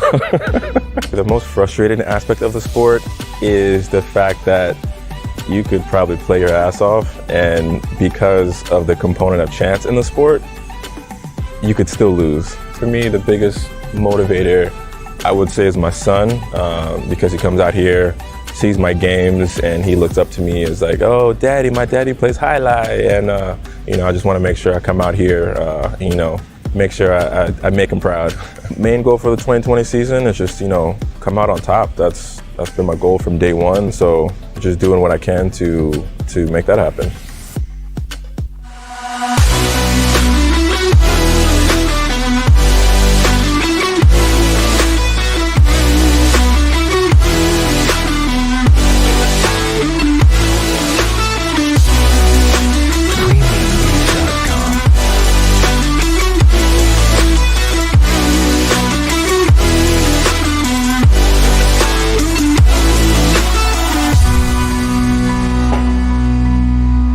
And folks, you saw Bradley there and also that ad for Prize Picks, because along with the free-to-play Fantasy Highlight brought to you by the Highlight Channel, there's daily Fantasy Highlight available exclusively at Prize Picks. Prize Picks, one of the leaders in daily fantasy sports, offer you a totally unique fantasy platform, different experience from those weekly drafts that we have, because Prize Picks allows you to bet on individual players and mix and match amongst a variety of sports each and every day. All you have to do is select over or under their projected fantasy score.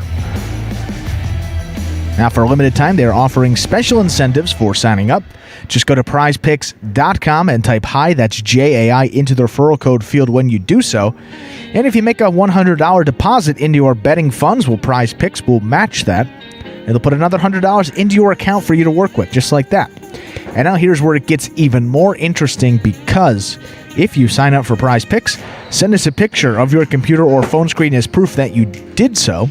Well, you're also going to qualify for a double cash prize if you win a week of the Highlight Channel's Fantasy Highlight in the 2021 season. So it's as simple as that. Sign up at Prize Picks. Use that referral code HI when you do so. Most importantly, make sure to take a picture of the sign-up page where we can see the referral code field with the word HI typed in. So that's going to be the screen before you click to submit your sign-up. Go ahead and send that photo to info@thehighlightchannel.com. And if you do all that, well, you automatically qualify to get double the cash prize when you win a week of our Fantasy Highlight, again at fantasyhighlight.com. Plus, you get that $100 bonus deposit match to get you started on Prize Picks. So it's a win-win. Sign up at Prize Picks. That is Prize, Picks.com today. We're down here just under 4 minutes till game number 5 now. First of 2 doubles games of the day for Bradley. Picking up another win there in game number 4. That game starting to become his game here. Ever since Ikeda went out, that high five's been tougher to hit. Bradley struggled early on, but now he's winning this. See here in his last 10, he had 3 wins. So at least, probably about 4 of his last 12 games he's ended up winning, if not a little higher percentage than that. So Bradley finding his stride here certainly helps when he plays against all those Group 1 guys in Highlight H2H. Since that point on, he has really been a force in these singles games. And overall on the year for Bradley, first win this week, but that is win number 5 for him on the year. So we're at a point there. It was Juice, Diaz, Cool Fitness, and Bradley down there with a win. Now Bradley, 5 wins, 3 places, 6 shows. His in the money percentage is almost just under 30%, and he was down in the in the teens there at a point. So he's gotten that percentage way up there and playing some good highlight here, especially in that 4th game. Takes us under 2 minutes now to that 5th game. Doubles standings here. Doubles tournament concluding at the end of this 10-week meet. 14 total doubles games to go. 8 wins for Juice and Ron. They are in the lead at top. Bueno and Ben and Ikeda and El Barba are both tied for 2nd place there with 7 wins. So running out of time here, those are the 3 teams. Right now in contention, you got Kubala and Benny. Can't count them out either. That team played very well those first couple of weeks. Picked up 3 of their 5 wins within the first 2 weeks of this doubles tournament, but it's been a little tougher for them to find that win column ever since. And then you have Jedden and Bradley down there with 4 wins. CRB and Spinner with 4 wins as well. And we'll finish out those standings. Diaz and Carballo, you're wondering, that team has figured it out late. 3 wins for them, playing much better here these past couple weeks. Anderlecht and Tennessee, 2 wins. And Flello and Julin there with 2 wins. But the doubles game will be started here in just a moment. First 2 legs of that high five for those that are playing along today. El Barba, post 3, game number 3. Then Bradley, post 1 in game number 4. So 3-1 the first 2 legs of that high five for you here today. Quick answer to a question posted in the chat. Answer is yes. Players are allowed to practice. We pretty much will open up the court. They can practice for the most part at any time that they want. Some players practice more than others. So yes, the court is open for practice. And another question from a name I'm not familiar with in the chat. Not that I'm familiar with all the names, but Nathan, no. Ron is not from Pakistan. Ron is from the Philippines. They have highlight in the Philippines. Not so sure about Pakistan. Of course, if he were from Pakistan, we'd be happy to have him as well. Okay, what say we begin Game 5, or as we call it around here, Dodging Death 1. To the rodent. He's concerned, we're all concerned, because it's dangerous round here. Game 5, a spectacular 7 singles match. It's played to 7 points. Points double after the first round of play. Serving in the red shirts of post 1, Juice and Ron in this first matchup. Juice serves to the blue of post 2, Jedden and Bragley.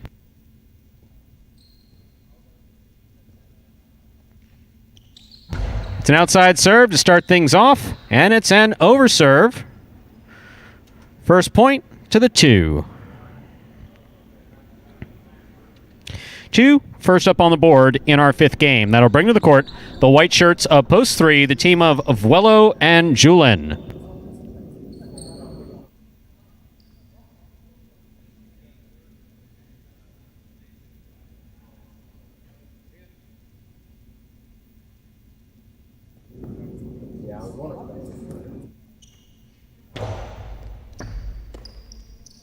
Backhand by Julen. Catch by Jedden. Powerful backhand by Jedden. That is beautifully thrown by Jedden. And a nice backhand by Julen. Robote coming out. Robote missed. Fine play. Point 3.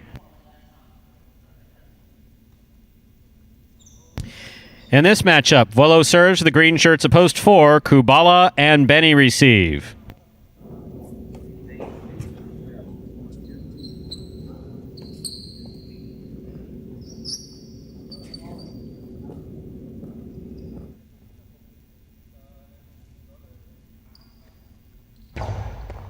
Kubala picks. Vuelo's serve rifles it to the inside where it scores. Nicely played by Kubala. Point 4. Black shirts of post 5 receiving. Here's Anderluck and Tennessee.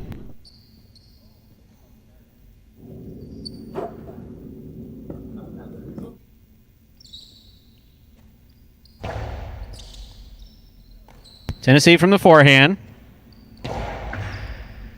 Catch by Benny. Benny from the right side. Tennessee from the 11 line.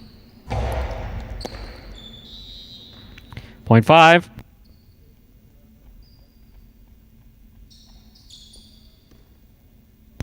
Yellow shirts of post 6. CRB and Spinner receive.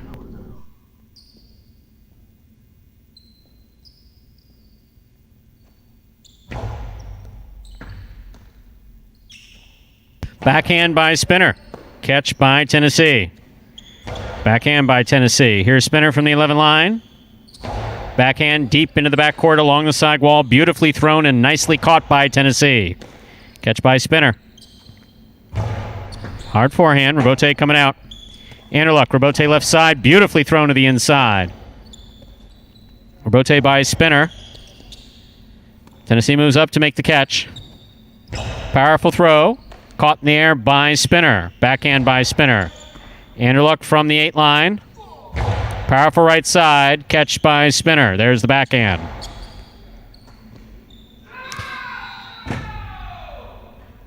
Daryl, don't hit the glass.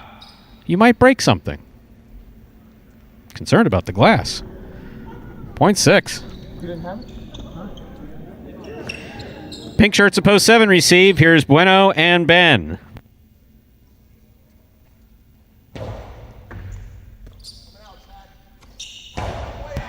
Backhand by Ben. Bueno makes the catch. Hard throw to the inside. Catch by Spinner. Ball missed in the front court. Point 6.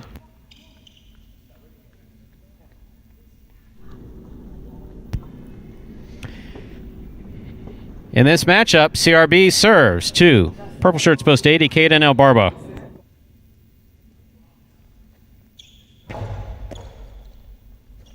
Backhand by Ikeda. Robote forehand, played nicely. Catch by El Barba. El Barba to the inside. Here's Spinner from the backhand at the 10 line. Robote left side, saved by Ikeda. Spinner's got it, winds up, play to the inside, caught by El Barba. Fine catch, juggling on the catch of El Barba. When the ball comes into the cesta, it must be caught and stopped, not bobbled. 0.6. 6 on the board with 3 points. That completes the first round of play. All matchups are worth 2 points now through the end of the game. First to return, the red of post 1, Juice and Ron. Backhand by Ron. Catch by Spinner. Spinner on the backhand. Catch by Ron. Big backhand by Ron. Tip by Spinner in the backcourt, 0.1. Juice and Ron on the board with 2 points. Blue of post 2 receiving, Jedden and Bragley.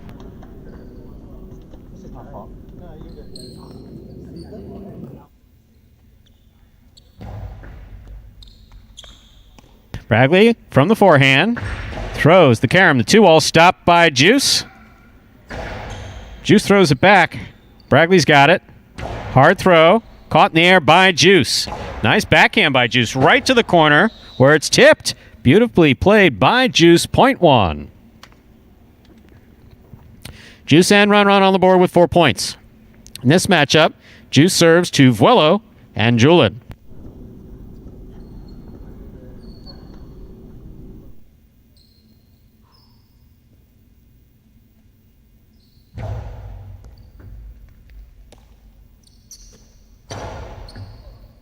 Here's the backhand by Ron from the 11 line. Tipped in the backcourt, 0.1. Possible game point for the red shirts of post 1, Juice and Ron trying to stop them, Kubala and Benny.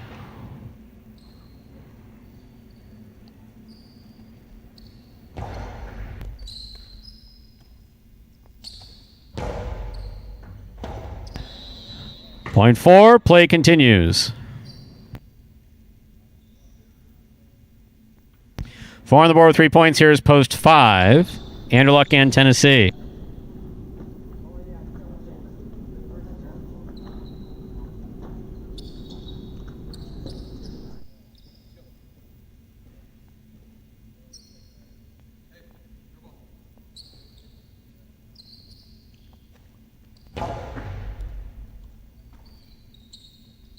There's the backhand by Tennessee. Oh, flirting with the outside. That lands out of play.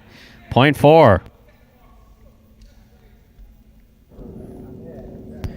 Possible game point for the green shirts of post 4. Kubala and Benny trying to stop them. Bueno and Ben.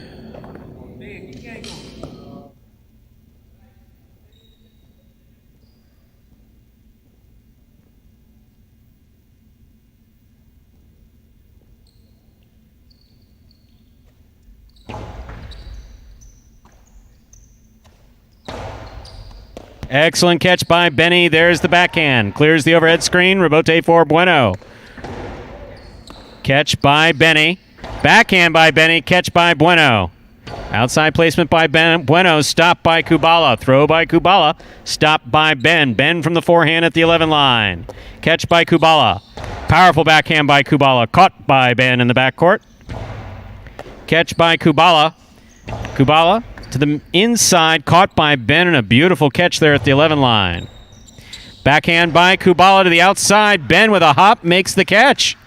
Nice hard throw, caught by Kubala. There's the backhand. Ben from the 12 line. There's the throw.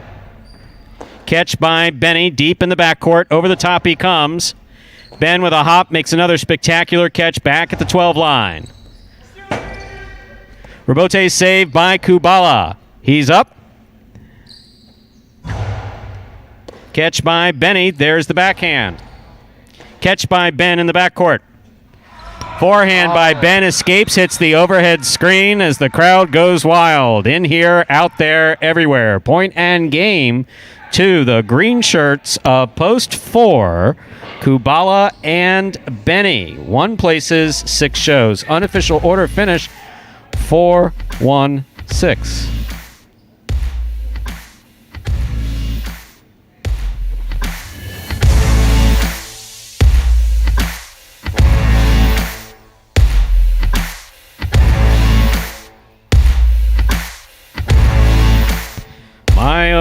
Illinois. Results from Game 5 are official. Coming in first, post 4, Kubala and Benny. Taking second, post 1, Juice and Ron.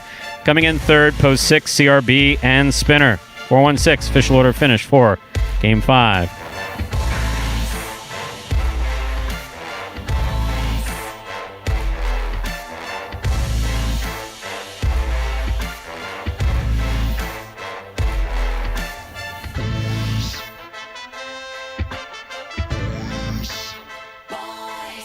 $2 wager on 4 to win, returning $6.60.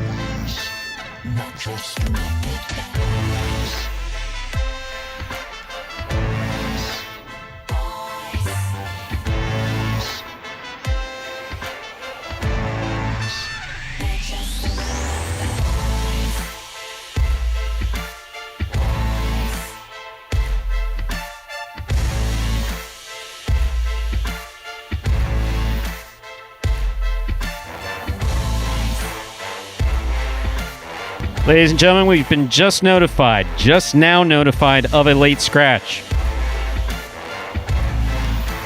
Game 6, post 5, scratch Carballo, replace Carballo with Bueno. Game 6, post 5, scratch Carballo, replace Carballo with Bueno. Once again, we have a late scratch. Carballo is scratched in all of his scheduled appearances today. Just been notified of that scratch.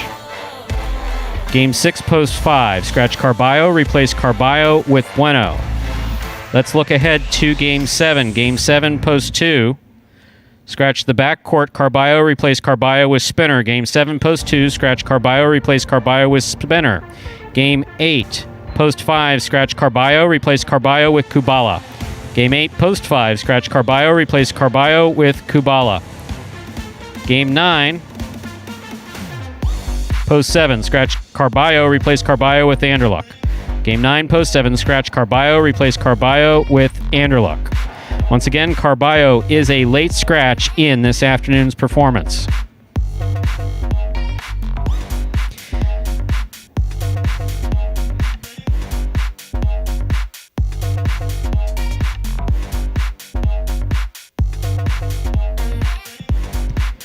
Once again, we have a late scratch in today's performance. Game 6, post 5, scratch Carballo, replace Carballo with Bueno. Game 6 is up next. It's a spectacular 7 singles match. Play to 7 points, points double after the first round of play. Game 6, post 5, scratch Carballo, replace Carballo with Bueno. Game 6, post 5, scratch Carballo, replace Carballo with Bueno. Post time for Game 6. Now just 7 minutes away.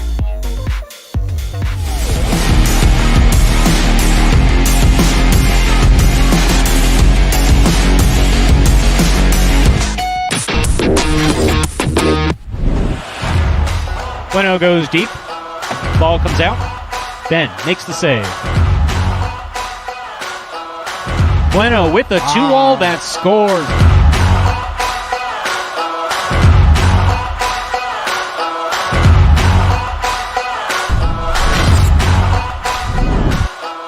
Bueno, what a save at the side wall. That's beautiful. Ikeda takes a look, throws it hard. Bueno to the outside. Oh, Bueno hangs in there, makes a beautiful catch.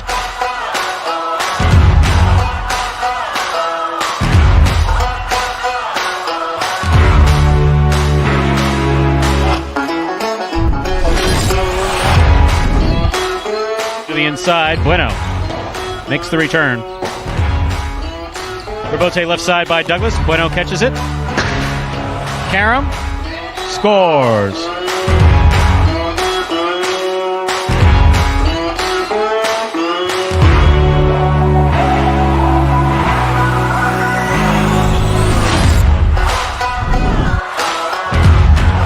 Reverse to the back wall. Rebote save by Anderluck. What a beautiful 2-all.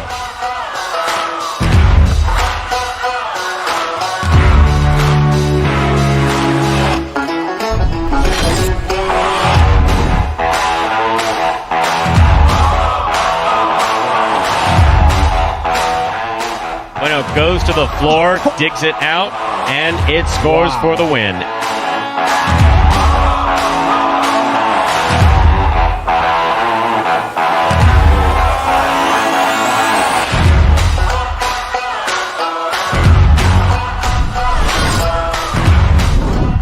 Kubala diving save. It's a 2-wall. It cuts. Bueno stops it before it gets to the screen. Returns a sharp cutting Aram.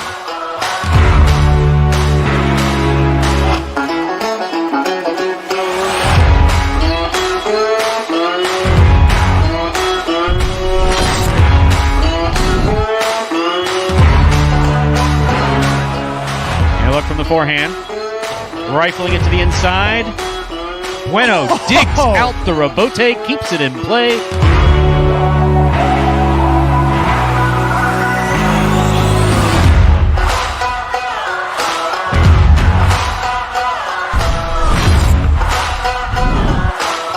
Bueno on the rebote. That was on the catch. Rebote save. A 2-wall.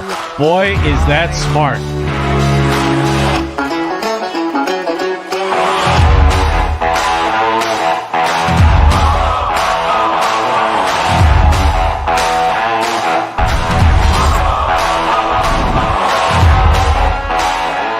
Bueno, moving around to make that catch. Great catch by Obarba. Powerful throw by Obarba. Here's Bueno. 2-wall rebote. That is textbook perfect.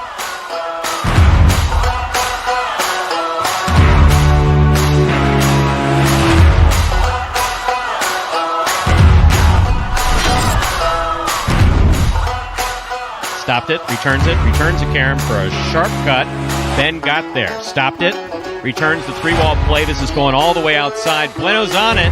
What a save by Bueno.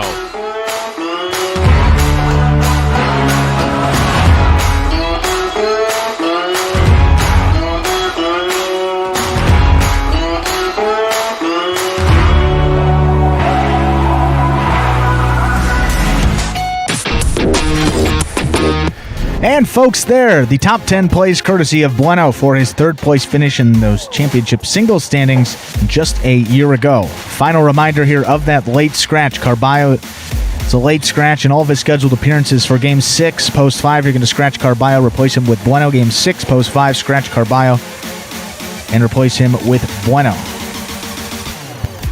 And we'll give you just another minute or so here if you're making any changes. We do apologize for late scratch. We don't like late scratches. And there was a question up there about, I think, playing on Easter, Stu. And I can answer that. We will be active on Easter Sunday. That's correct, Stu? Active on Easter Sunday, right? Active on Easter Sunday. Yeah, and also there was another question in here raised by... Oh, come on, where is it? Where is it? Do you see it? Keck Lord. Huh? Keck Lord? Yes, read the question to me, please. Commentator, can you tell Ben to get first, please? I have him in a parlay. Okay, so first of all, Keck. All right, so there's two of us. So first of all, you need to let us know which one of us you want to speak to the player playing professionally to try to win the game on your behalf. So that's first. It's either Stu or Andrew. Second of all, neither Stu nor Andrew will talk to any player about winning any game in particular. May talk to him about it afterwards as to why he did or did not win, but we're not going to do that. Why? Because these guys are playing for money and people are betting for money, but I appreciate the enthusiasm. Hey, good luck on your parlay. Absolutely. There you go. Good luck. Good luck. You know, we wish you well. We've all been there on the last leg and hasn't gone so well. So we're cheering for you, Keck. We've all? I don't even know what not a in prize. is. Not some of us. I'm going to hold this 6 game just a moment.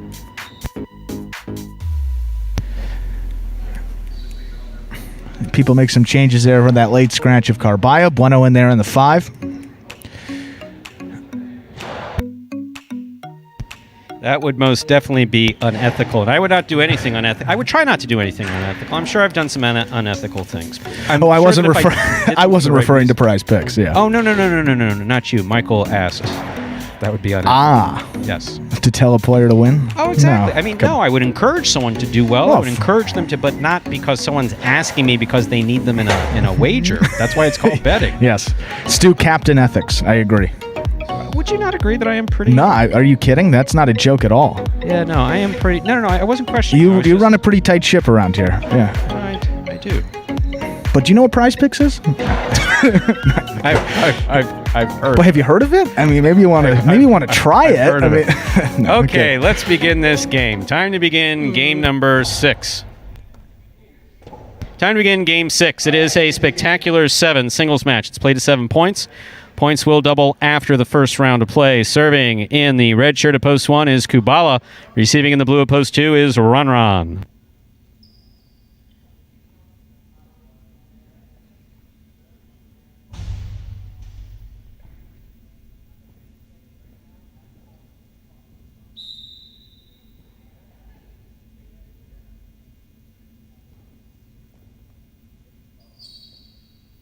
There is a serve. Game 6 is underway. With a missed ball, point 1.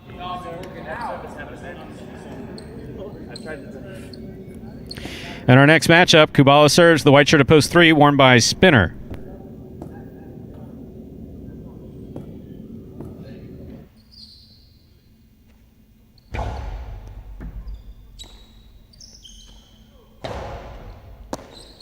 Backhand by Kubala.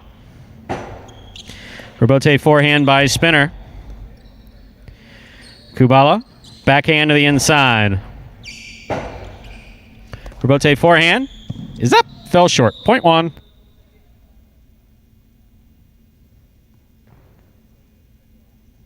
One on the board with 2 points. Here's post 4, the green shirt, Benny.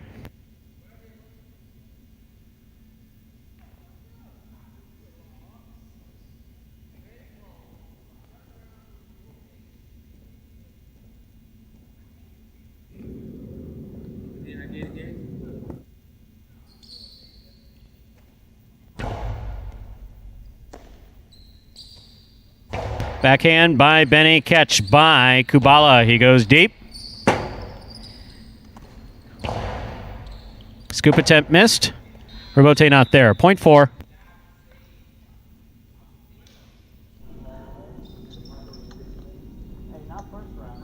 Now serves to the black shirt of post 5. Substituting for Carballo is Bueno.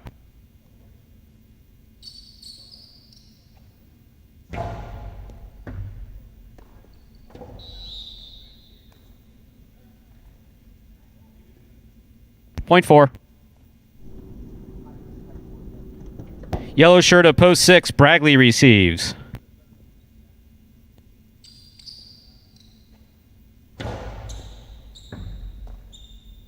Backhand by Bragley. Beautiful backhand by Bragley. Rebote for Benny. It's a 2-all. Bragley's on it. Bragley returns a carom. Bid out. Point 4.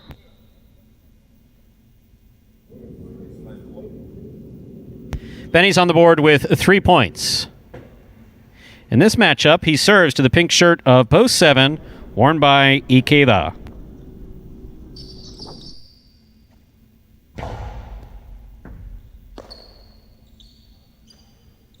Nice throw by Ikeda, catch by Benny.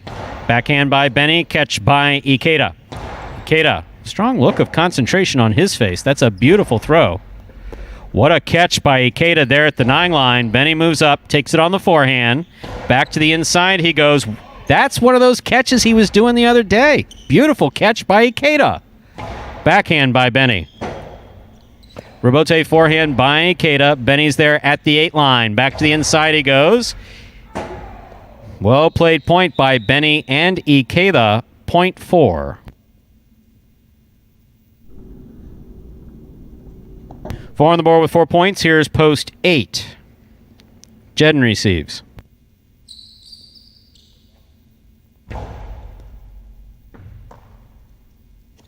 Backhand by Jedden.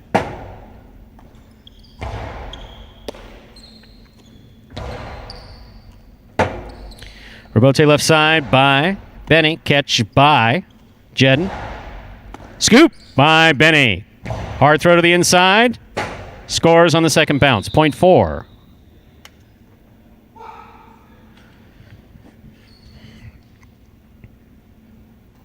Straight points to a possible game point here for the green of post 4, Benny. Trying to stop him. The blue of post 2, Ron.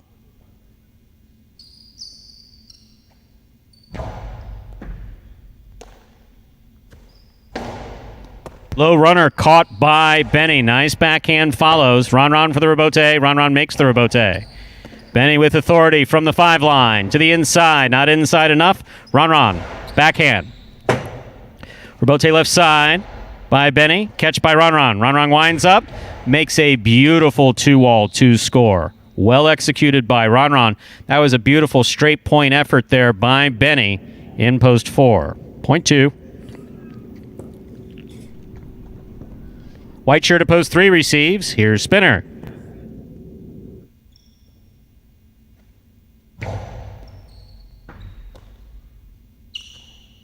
Backhand by Spinner. Rebote forehand save by Ron. Catch by Spinner. Hard throw to the inside. Scoop attempt missed. Rebote is there. Catch by Spinner. Karen by Spinner. Ron stops it on the forehand. Got the right side off in time. Beautifully played. Here's Spinner. Low hard throw. Ron. Ooh. Well played by Spinner and Ron. Point 3.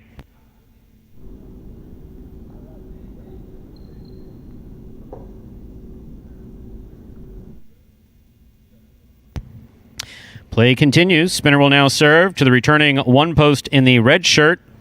We have Kubala.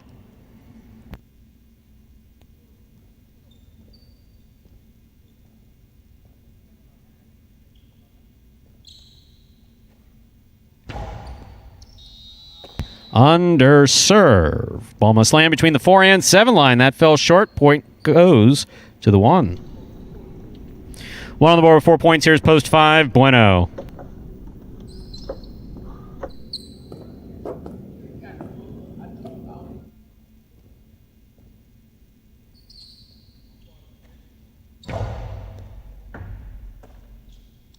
Backhand by Bueno. Catch by Kubala. Almost. In and out of the cest of the ball goes. Point 5. Bueno on the board with 2 points. He now serves to the returning yellow shirt, Bragley.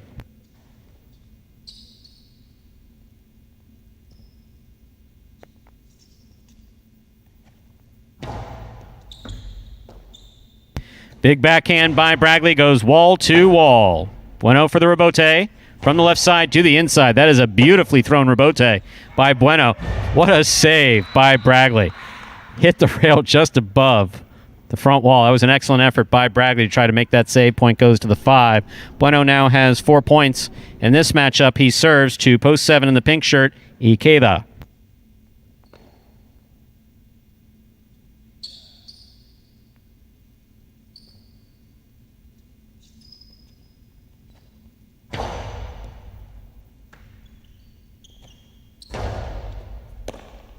Backhand by Bueno.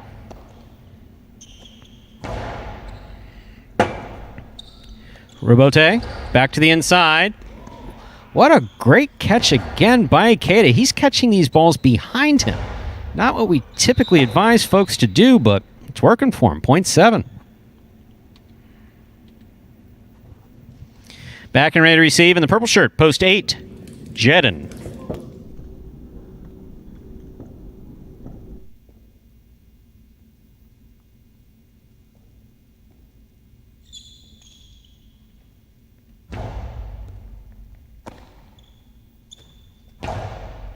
Catch by Ikeda.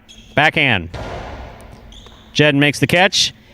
Wow. Wow. That was excellent, Jedin. That was really nice. Point 8. Jedin has 2 points. Returning with possible game point. The green of post 4, Benny.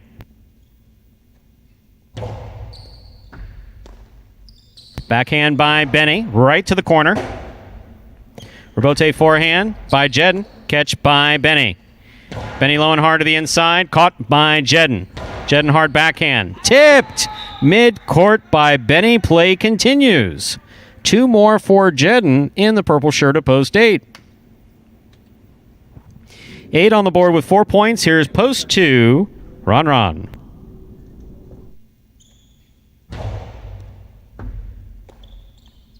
Backhand by Ron. Rebote by Jedin to the outside. Ron's there. Powerful throw by Ron. Jedden moved up, caught the ball in the air. That's beautiful. Catch by Jedden. Costado by Jedden. Catch by Ron. Inside by Ron will score. That's some of the best play that Jedden's shown us this year. Really well played. 2 gets the point.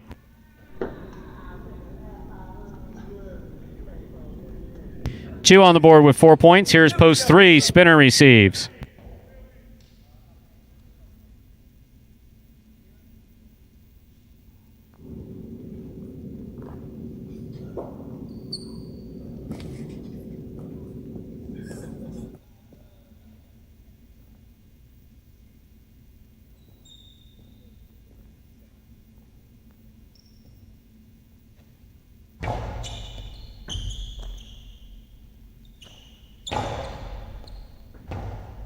Rebote forehand by Ron.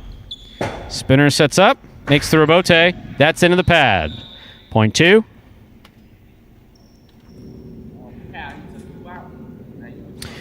Possible game point for the blue shirt of post 2. Ron trying to stop him. The red of post 1. Kubala.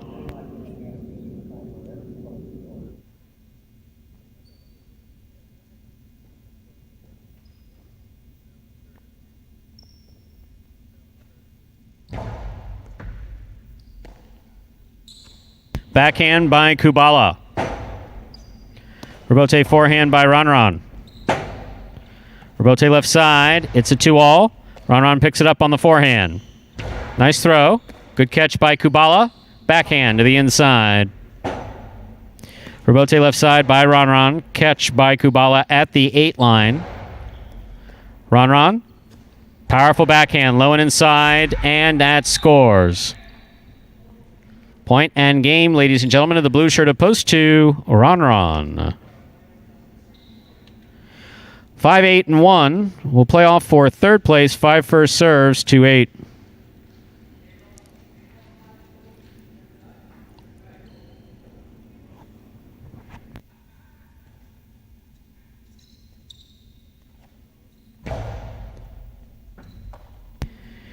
Backhand by Jedden, nicely thrown.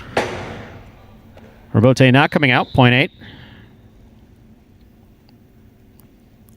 Possible show point for the 8. 8 serves to 1.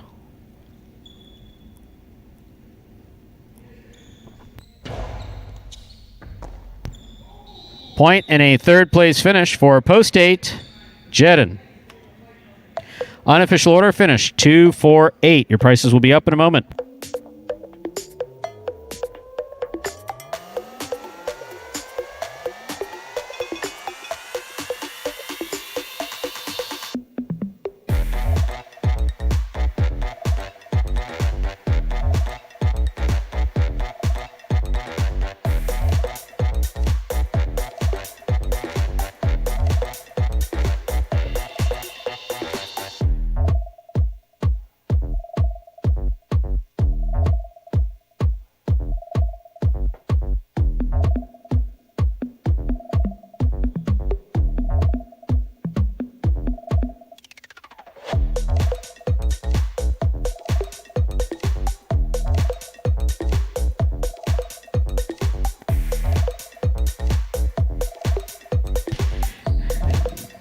Two, 4-8 official order finish for game number 6. Your pick 3, early pick 3, 1-4-2. All 3 numbers returning $207 even. $2 wager on 2 to win $5.60. $2 Quinella 2-4. That's first and second in any order. $15.60. Trifecta 2-4-8. That's first, second, and third place finishing $479.80. Up next, Dodging Death 2. Spectacular 7 doubles match, played to 7 points. Points double after the first round of play. There is a scratch. Carballo has been scratched in all his scheduled appearances today. Game 7. Post 2, scratch the backcourt Carballo. Replace Carballo with Spinner. Game 7, post 2, scratch. Carballo replace Carballo with Spinner. Post time for Game 7. Now just 7 minutes away. Good luck. Jai-Alai is very frustrating, but at the same time, it's very fun to play because especially if you're winning, it's different feelings. But if you cannot win, it's also devastating. My favorite aspect in highlight is when I give my everything, my 100%, and I won that game. I hope at the end of this season, I'll be on the top. Being a professional highlight player outside the Philippines is a big achievement for me. Not just for me, every Filipino that can play outside the Philippines is a big achievement. I'm lucky to be part of Magic City, and Magic City is so wonderful. They keep this highlight going. Seeing me playing here, I'm 100% that my dad is so proud of me. He's super proud that he can say that that's my son playing. And folks, oh wow. My, look at that. That was Ron. And that high five, well, it's got a fighting chance. The computer died. The computer had a heart attack. I think we got it. The 6 is alive. 17,848. $17,848 on the 6. And that's Vuelo and Julin. See, I mean, this is what you have to do, and this is what we're saying with this high five. I mean, you got to. This seems like a unlikely doubles team to be selected there, but you have to have a unique enough combination that you are the only ticket out there with that one, and kind of surprising that the 6 is the only ticket there, but wow, boy, everything else is 4 or 5. I mean, I guess sort of what I was saying makes a little more sense when there's multiple tickets, but I mean, as we are company people. Sure, absolutely. We would like to see it carry over. However, we're people. Yeah. And so since there's a person out there with that combination, mixed emotions right now for us. We sincerely wish you luck. Good luck. No, that would be cool. We haven't had somebody hit that. They call it gambling for a reason. We wish you luck. Sincere luck. You got that 6 team. That is Vuelo and Julin. 1 ticket out there. And obviously a couple of good consolations on that board as well there with over 7,500 wagered into it today. 17,848 though on the 6, Vuelo and Julin. Last week, Stu, Vuelo and Julin picked up their first win. That's week number 7 since all the way back in week number 2. So they had 1 win in week 2. 1 win last week in week number 7, and they only have 2 for this entire doubles tournament. This would be quite the time for win number 3. Make somebody at home very, very happy. And so it is funny because a question was asked whether or not the players see the prices and that stuff. And yeah, they do. I really can't say that anyone pays attention to it. However, that got attention. I believe a player who remained nameless saw it and went, 17,000? It's like, yeah, we're not used to seeing those numbers around here. But that's actually, why do the players see that? Very simple reason, is because that's the same screen that shows the rotation. So when they're sitting back here in the cage, now that we don't have a bench, we've actually always shown them. Player and the player manager need a way to make sure that the rotation stays consistent. And also to make sure that the announcer, myself, didn't screw up and put up the wrong point. So we have TVs everywhere that basically show the whole rotation. So we do have complete transparency. I will say this, I don't think that the players have ever asked, I think in the beginning when we first started the high five, there are a couple players who asked, like, what did it mean? Yeah, well, I was going to say, if you asked them to explain the high five, you would get 0. How many guys do we have on the roster? 20? 20. I think you'd get 0 out of 20 would get it correct. They have no clue how the details of the wage? Yeah, they had no clue how it works, how you would get it. I mean, you get it to pick 5, but the details, the carryovers and all that, way above. As we've said, to be rude, but throughout the history of highlight, a number of Americans who have turned professional in the sport of highlight, going all the way back to the 70s, had some parimutuel experience. They would go with their parents to see Miami or Dania, I don't know. Our friends from Connecticut will have to let me know if anyone under 18 was allowed to go in, or 18 or 21 was allowed to go in the 70s. I don't know. Connecticut was a pretty strict state overall. So you had at least some familiarity with what the wagers are, whether or not you placed your bet or not. Here, Diaz went to Miami Highlight, I think he said 3 times within the 3 or 4 year period before he started playing in 2018. Even Asier, who formerly played with us, the son of the player manager, no clue. No idea. With all the years that his father put in highlight, had absolutely no idea. And no one else pays attention to any other form of parimutuel wagering that I know of. I don't think anybody, not to, not a shot at the players or anything, but they don't have any clue what's going on. The Quinela's Exactus trifecta. I mean, I don't even think they would know what that is, let alone the pick five. They hear me explain it every day, so they probably. I was going to say, I don't know if they probably know some of it, but a lot of times when they're on the bench right here and looking at that screen, pretty locked in before they go out for those games. But high five alive, the 6 is the only ticket alive, meaning that if any of the 7 posts win this game, that high five will carry over once again.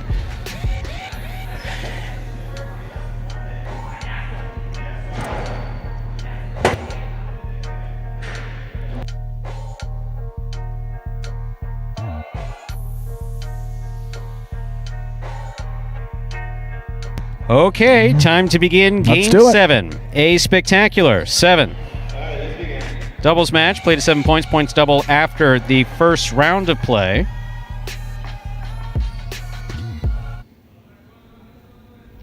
Serving in the red shirts, post 1, the team of Anderluck and Tennessee. Receiving in the blue, post 2, Diaz and Spinner. Spinner is substituting for the late scratch of Carballo, who is scratched in all his scheduled appearances today.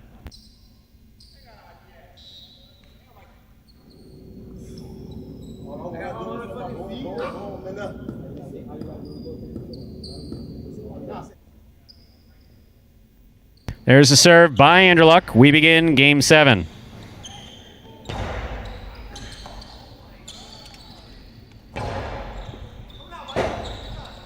Rebote forehand, falls short, point 1.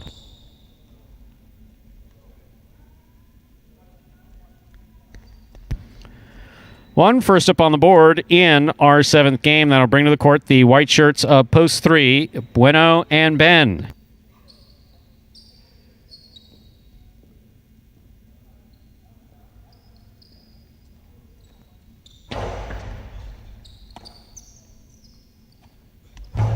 Nice forehand by Ben.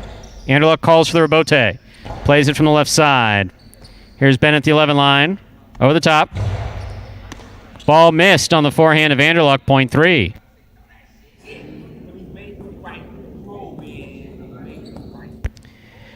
Green shirts of post 4 receive Ikeda and El Barba.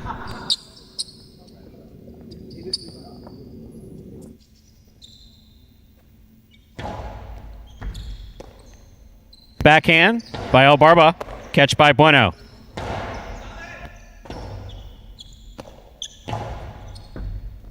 Catch by Ben. Catch by Ikeda. Ben with a tip ball. Point 4.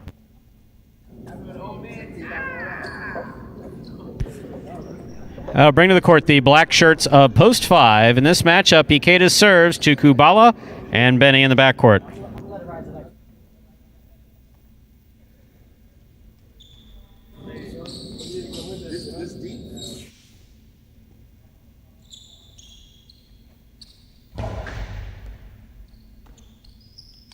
Backhand by Benny.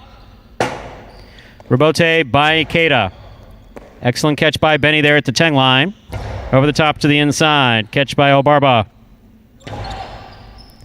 Benny calls for the catch. Plays it from deep in the backcourt. Passing the front quarter. Rebote's out to the 8 line. Turned on the forehand of Ikeda. Here's Benny. Ikeda passed on it, turned around, saved the rebote. He's up and running to the outside. Split placement, not splitting them up enough. Excellent catch by Benny. There's the backhand. Rebote forehand by Ikeda. Nicely thrown, caught by Benny. Benny from the forehand. Another forehand save. This one hit the overhead screen. Point 5.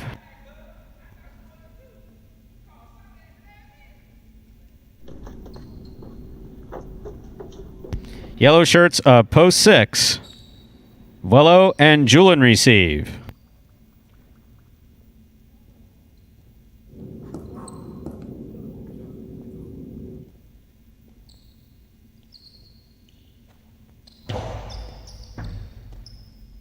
There's the backhand by Julian. Nicely thrown. What a catch by Benny at the 13 line. Buello from the forehand. Hard throw. Point 6.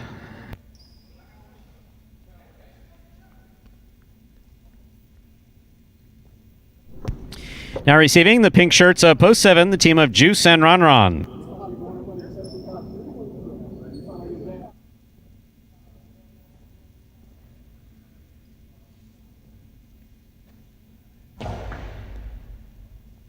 Ron Ron on the backhand. Ron Ron diving into the corner to make the catch. Returns it a little too hard. That hit the overhead screen. Point 6. Here now to complete the first round and receive, wearing the purple shirts of post 8, Jedden and Bragley.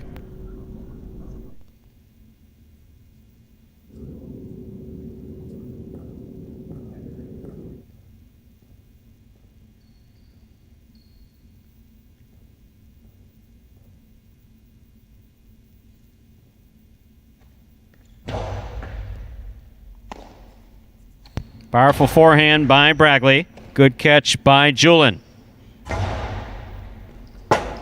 Ball tipped in the backcourt, point 6. 6 team has 3 points as we complete the first round of play. All matchups are worth 2 points now through the end of the game. First to return, the blue of post 2, Diaz and Spinner.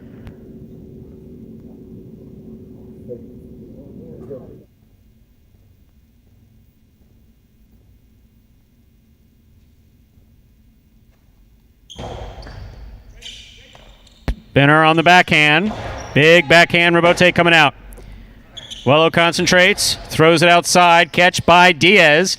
Diaz shoots the 2-ball to score. Holy shit. Wow. Did you see that? He gave him the Jordan shrug after, too. That was awesome. Wow. Oh, my. Point 2. Here are the red shirts, post 1, Anderluck and Tennessee.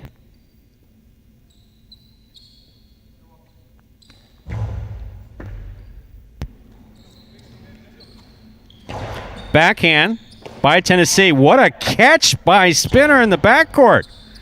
Tennessee with a tip ball, point 2. 2 on the board with 4 points. Here are the white shirts of post 3. Bueno and Ben.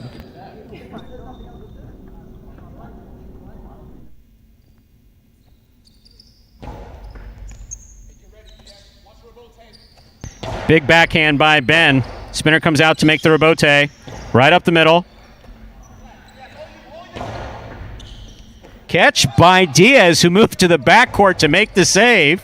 Diaz back to the outside. Catch by Spinner, midcourt. Backhand. Spinner calls for the catch. Has it on the forehand. Back to the inside. Catch by Bueno. There's the backhand. Rebote coming out to Diaz. Diaz from the left side to the inside. Ben moves up, makes the catch. Hard throw from the forehand, caught in the air by Spinner. Spinner's backhand to the inside, caught by Bueno. Bueno goes deep, caught on the forehand of Spinner. Forehand thrown from the 12 line. Here's Ben from the 11 line, right side play. Catch by Spinner. Spinner over the top. Big bounce brought down by Ben at the 12 line. Ball tipped. What a well-played point by all 4 players on the court. Point goes to the 3. Green shirts of post 4, Ikeda and El Barba receive.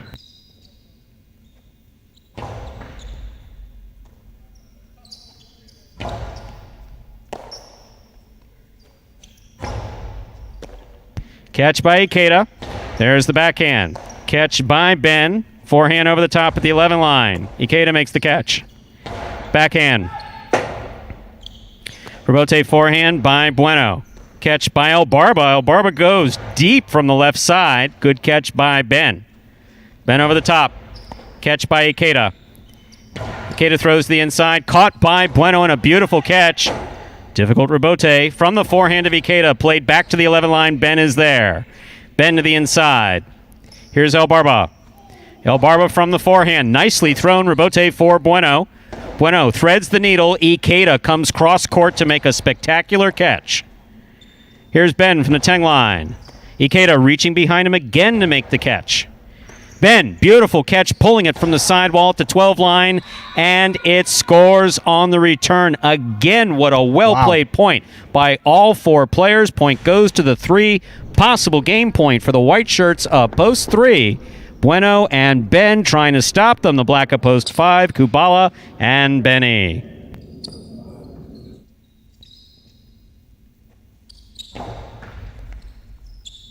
Benny from the left side. Big backhand by Benny. Kind of a wonky rebote.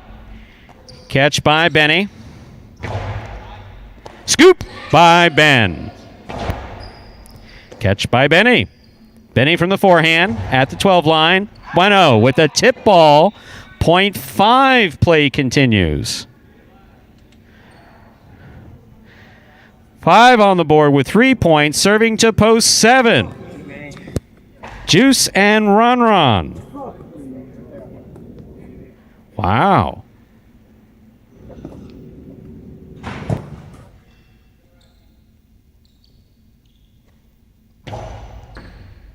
Ron from the backhand. Hard throw to the inside. What a catch by Benny behind the 12 line. Ron from the backhand. Hard throw to the inside. Kubala makes the rebote save. High to the front wall. Ron moves up, catches it in the air, rifles the forehand. Benny stops it. There's the backhand. Rebote. Forehand by Ron. Catch by Benny. Benny's backhand thrown from the 10 line, wall to wall. Juice for the rebote. Juice makes the rebote nice and safe. Nice and smooth to the inside. Backhand. Ron with a leaping catch, throws a carom on the return. Wow. That scores .7.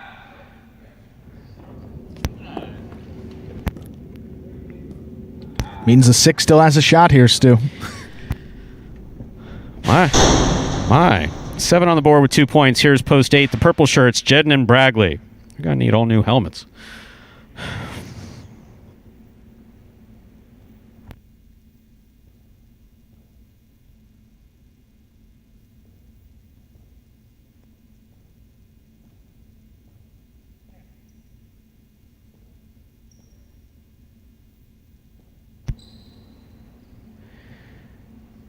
There's the serve by Juice. Under serve, .8.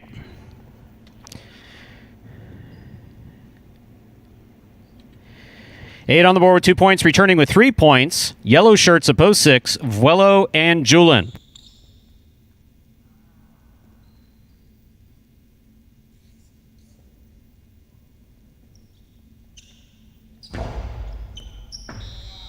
That is an overserve. So, possible game point for the yellow shirts of post 6, Vuelo and Julin. Trying to stop them, the red shirts of post 1, Anderluck and Tennessee.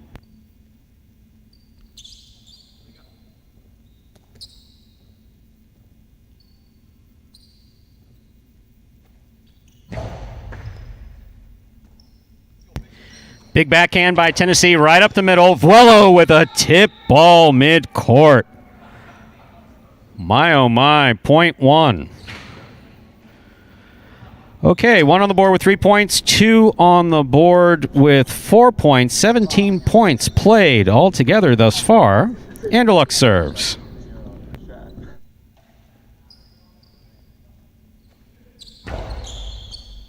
Over serve, .2. Possible game point for the blue shirts of post 2, Diaz and Spinner. Trying to stop them, the green of post 4, Ikeda and El Barba.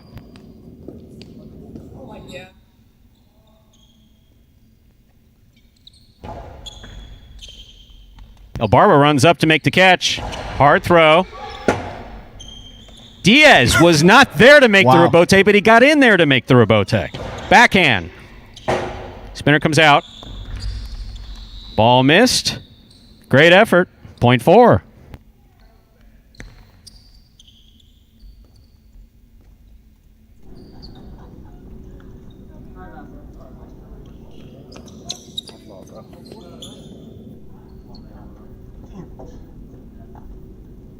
Possible game point for white shirt at post 3, Bueno and Ben.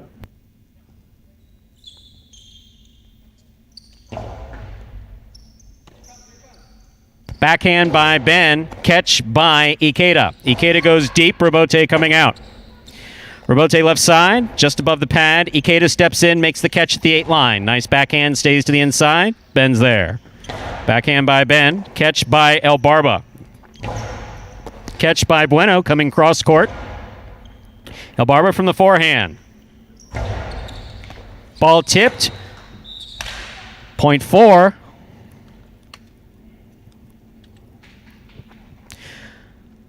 Possible game point for the green shirts of post 4, Ikeda and El Barba. Trying to stop them, post 5, Kubala and Benny.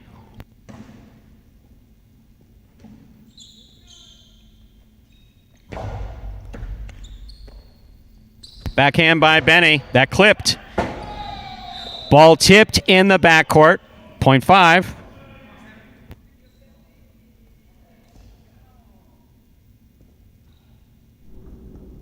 So now 5 is on the board with 5 points. The pink of post 7 received. The team of Juice and Ron Ron.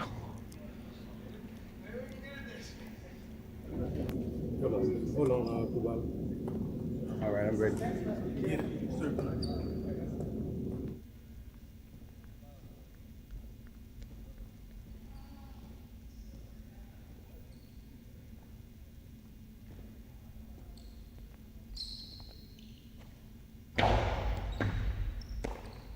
Backhand by Ron Ron to the outside. What a diving save by Kubala. Great catch by Ron Ron. Big backhand Robote coming all the way out. Kubala on the run. Flips it up to the front wall. Here's Juice. Juice sends it deep. That hit the overhead screen. Wow, what a game. Point and game, ladies and gentlemen. How it happened, I couldn't even begin to explain to you. For the black shirts of post 5, Kubala and Benny. Oh, wow. So 5 wins it, 2 places, 6 will serve to 3. This is a playoff for 3rd place.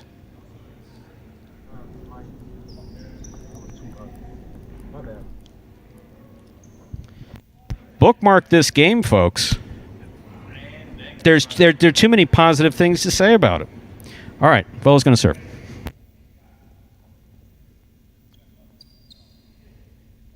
Served by Vuelo. Ball tipped. Point and a 3rd place finish for post 6. The yellow shirts. Vuelo and Julin. Unofficial order finish 5-2-6.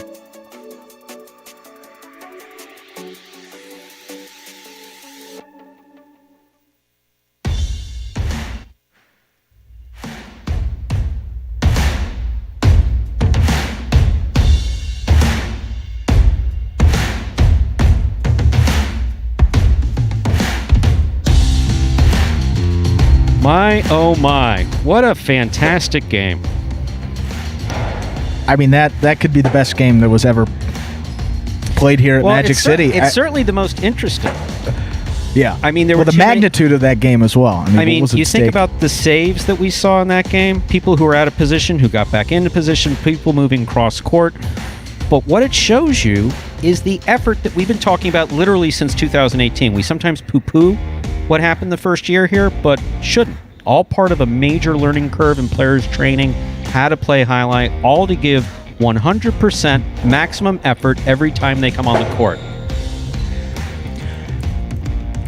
And that save by Kubala too. I mean, that was the save at the end by Kubala. You talk about Robote saves and the ball being below those numbers. That ball was about half the height of the numbers. Right. I mean, granted, Ron threw the piss out of it, as you say, but yeah, that came out, and what a save and what a win for that team. And I know there were 17,000 at stake there for that high five, which is going to carry over. Double standings-wise, 2nd win of the week for Kubala and Benny. They now have 7 wins, 3 teams tied for 2nd place, trailing Juice and Ron by 1. So your $2 Quinella 2-5, 27-20, your trifecta. 526 654 40.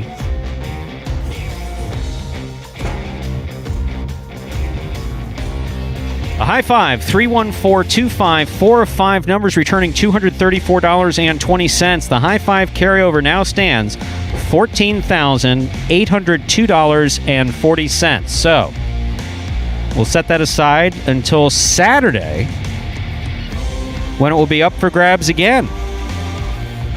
And whoever had that 6 with possible game point, sorry about your bet, but look,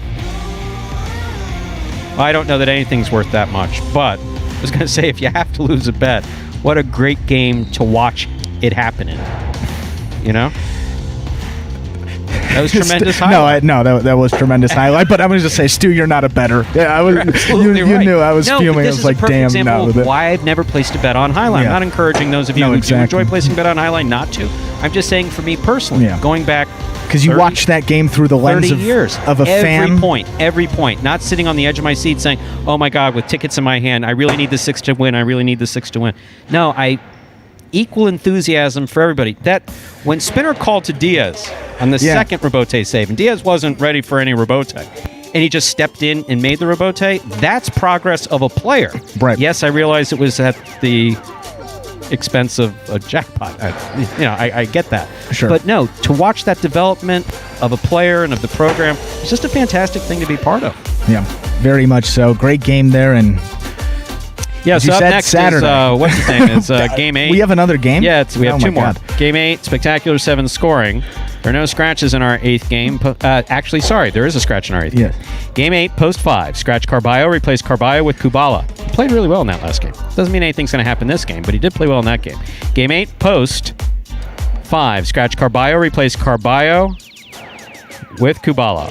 Post time for Game 8, 5 minutes away. Good luck. Remind me of Hustle City, man. Everybody got more than one gig. One stop, boy, $20. I'm not your neighborhood Uber driver. I do luxury. And then I have another job. I play highlight. I have this crazy idea. Do you think we could send something out to all the ex-athletes for the last 20 years and say, we're looking to hire and train highlight players? When I first got the email, I thought it was pranking me. I need some clarity on this. I went on YouTube and I Googled highlight. I was like, They paying us, man, and we can win big money. Let me see what this is all about. That's what you gotta do. Get some money. The players taking the court are all athletes you may recognize. Baseball, football, track and field. Having to work, play Division I sport, and then I had a child on the way, so I dropped out. The crack era was tough. Sports in general was a way out of our environment. It's really game time now, man. Blood, sweat, and tears. We got the streets on fire. This is gonna be the first time that my kids will be able to sit in the audience and root for their father. Who wants it more? This is a sacrifice I think is going to pay off in the end. This is a dream for me. I gotta win. Can't get drama better than this. Highlight became the new hustle.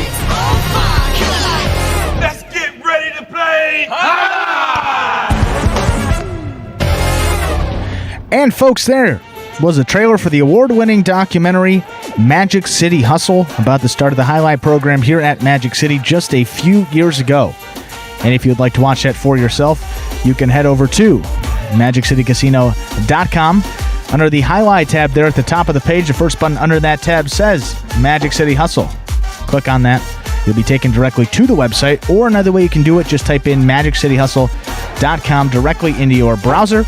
Either way you do it, you'll be taken to that same main page where you can there make a purchase of that film for just $5, and you can join as many times as you like from then on. Game number 8 here, just 3 minutes away. We do have a scratch here, post 5, scratch Carballo, replace him with Kubala. Game 8, post 5, scratch Carballo, and replace him with Kubala.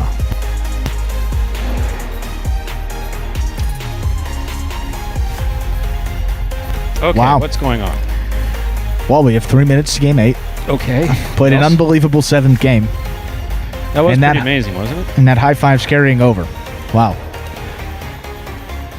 Yeah, I mean, you talked about it, Stu, but the individual efforts, and you talk about the individual plays that just changed the complexion of that high five. We didn't even talk about that Diaz-Robote 2-wall that knocked out Vlo and Julin the first time they came around. They had a chance to run it out the first way around, got beaten on that one, and then Vlo dropped that ball in the middle of the court, took him out the second time. So, that's not to add insult to injury, but that's heartbreaking. Feel for you there, but another opportunity, of course, tomorrow. There was some phenomenal play, and again, this is phenomenal play in a developing program. Again, emphasis on developing program. Developing players, developing program. That game is a perfect example of why, when some folks say, why is this guy playing there? That's why. That's why. I'll tell you what, in Diaz, too. If someone, by our assessment, reaches their maximum potential, at that point, you make a decision. As long as you see upside with the player, and as long as they're fine in the back. I mean, that's a major piece of it. As long as they're okay in the back, as long as they're contributing to a positive atmosphere in the back, and they're showing continued improvement on the court, there's no reason to make any changes. Yeah. Simple formula to build. Yeah. I don't know how to put it any more direct than that. That is just as direct as we can put it. And they're healthy, of course. Health is important. And yes, Michael, I am out of breath. Trying to recover from that last game. We got game 8, though. Less than a minute to go to game 8. There's a scratch. Game 8, post 5. Scratch Carballo. Replace Carballo with Kubala. Yeah, forgot about that, too. Stu with the nice expletive to throw it in there. I said, it's a good game 1. Right there. Unbelievable. Oh, yeah. No, I was shocked. No. I mean, just a genuine reaction. No, what are you going to say? When Diaz throws that particular it's not just the question. We know he can throw a Costado 2-wall. Sure. When you throw a Costado 2-wall from there with that pressure and it lands like that, what's the key? Simplify. Throw the ball where your opponent's not. Speaking into the microphone the exact same way I've been speaking to these players in 2018. Throw the ball where your opponent's not. That's exactly what he did. That's why I got so enthused. I was very surprised that it scored as well as it did. Very pleased that it scored as well as it did. Okay, time to begin game 8. No pressure, guys. Just make sure it's at least as interesting as the last game. This is a spectacular 7 singles match played at 7 points. Points double after the first round of play. Serving the red shirt at post 1 is Ron. Receiving in the blue at post 2 is Anderluck.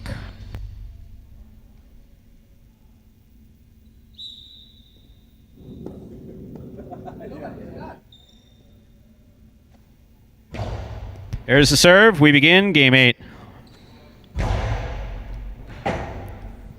Robote forehand by Ron. Caught in the air by Anderluck. Anderluck, powerful forehand, clears the overhead screen. Ron missed the Robote up there at the 3.5 line. Point 2. Anderluck first on the board in our 8th game.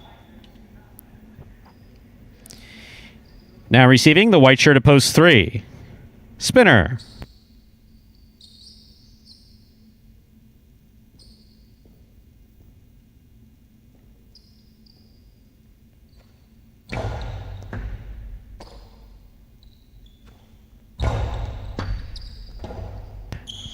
Robote forehand by Anderluck. Here's Spinner from the 8 line. Winding up. Costado 2-all. Stopped by Anderluck with a hop. Powerful throw. Will score for Anderluck, point 2.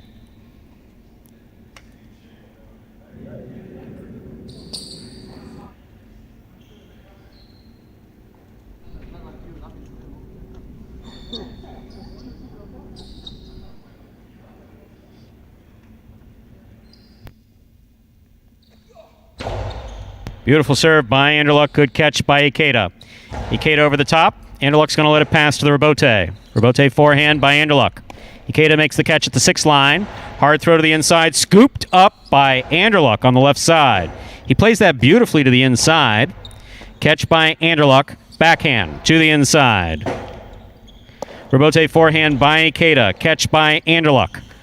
Anderluck blasts it to the inside. Ikeda turns the Robote. Did not give up. That's what's most important about that one. Anderluck blasts it. Ikeda going for another fine save. Could not quite make that one. Got assessed on it, though.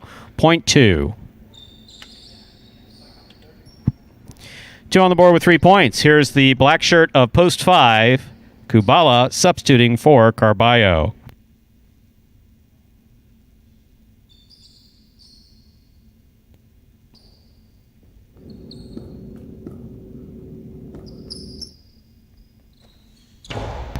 Another excellent serve by Anderluck. Nice backhand by Kubala.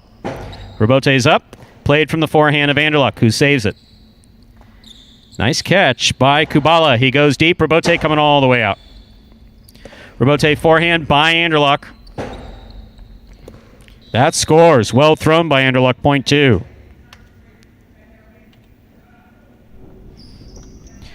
Two on the board with 4 points. Here's post 6. Julin.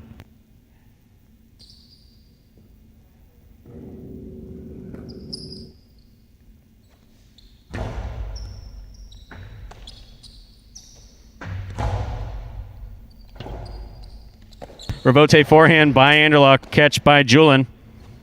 Hard throw by Julin.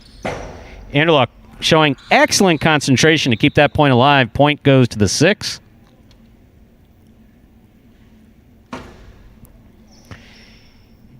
What the hell was that, Ben? Leave the glass alone. Pink shirt at post 7 receiving. Here's Ben.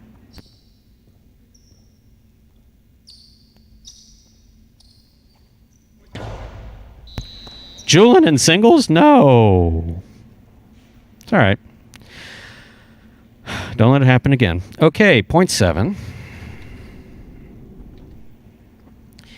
Here now to complete the first round and receive the purple shirt at post 8, Bueno.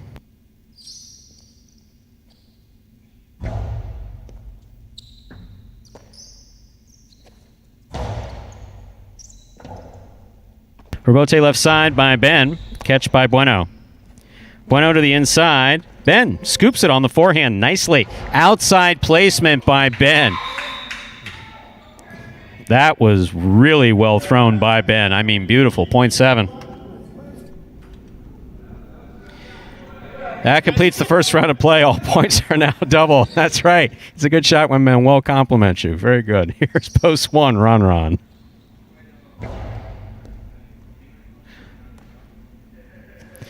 Backhand by Ron. Catch by Ben. Backhand by Ben. Here's Ron. Robote 2 alls out. Point 7.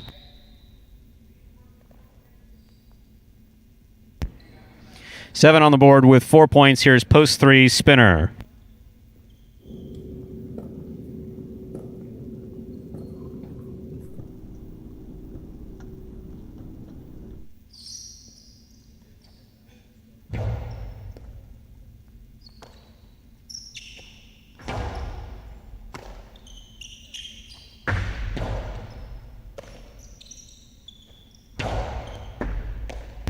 Ball came over Ben's head. Got assessed on it. Couldn't bring it in. Point 3. 3 serves to the green shirt at post 4, Ikeda.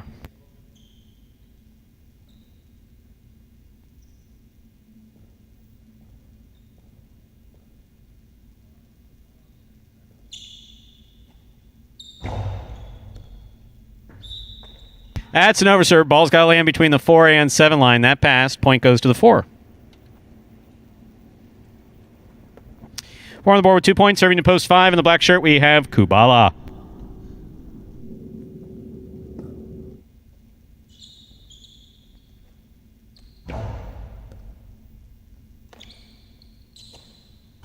Backhand to the overhead screen. That's out of play. Point 4. Keita has 4 points. Serving to post 2, who also has 4 points. Returning to the court, we have Anderluck.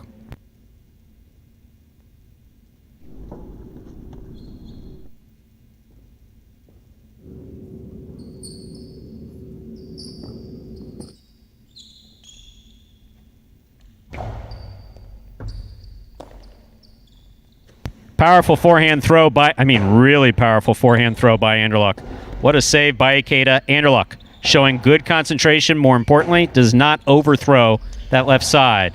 Anderluck takes it in the air, just like he should. There's the backhand. Again, not overthrown. Nice forehand rebote by Ikeda.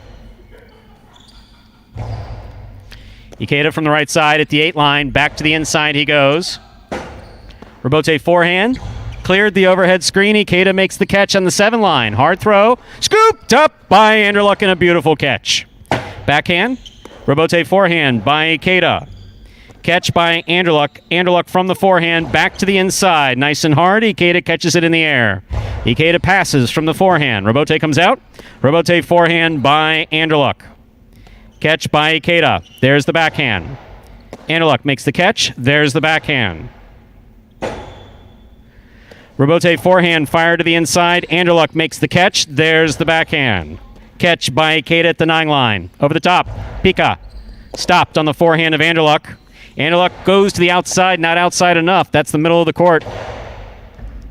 Ball tipped. A well played point by Ikeda and Anderluck. Ikeda gets the point in the green shirt. 4 on the board with 6 points. Here's post 6, the yellow shirt, Julin.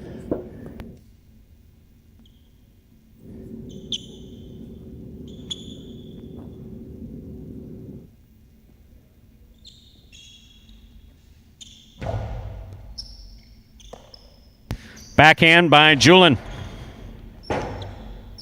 Robote forehand by Ikeda. Julin picks it up on the right side. There's a hard throw, caught by Ikeda. Ikeda over the top to the inside. Julin makes the catch. Outside placement by Julin. Lands out. Point 4.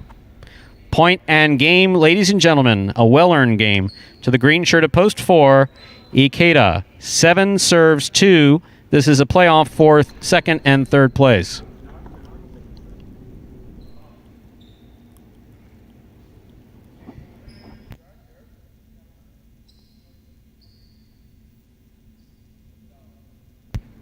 My, oh my.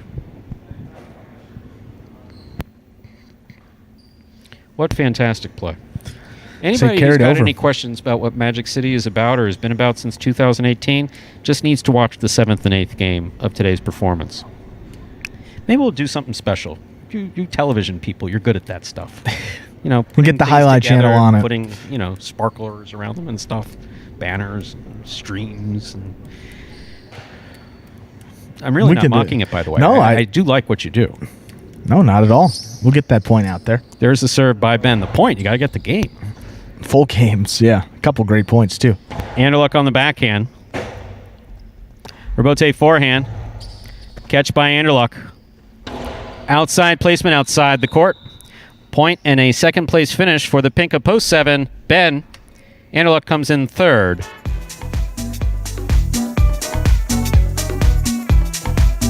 Unofficial order finish 4-7-2.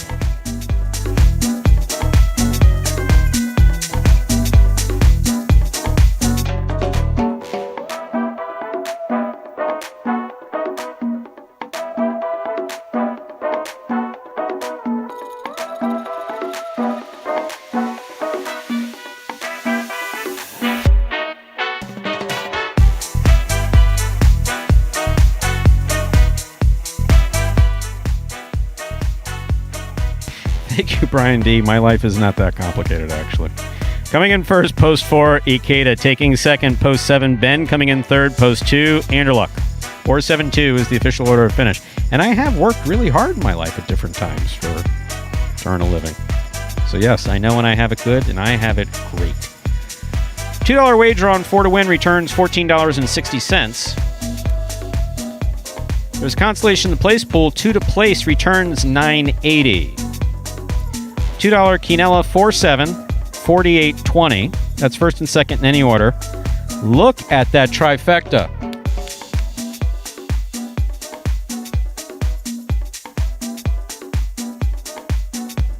$1,237 in the 4-7-2 trifecta from game number 8.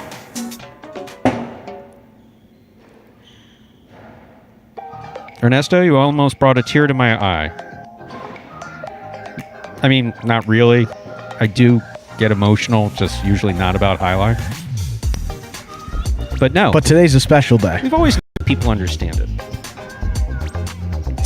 Okay, so 4-7-2, the official result from Game 8. Those are your prices. Up next is our 9th and final game. It has to end sometime. Let it be now. A spectacular 9 superfecta match. Played to 9 points. Points double after the first round of play. There is a scratch. Game 9, post 7. Scratch Carballo. Replace Carballo with Anderluck. Game 9, post 7. Scratch Carballo. Replace Carballo with Anderluck. Post time for Game 9. Now 7 minutes away. Good luck.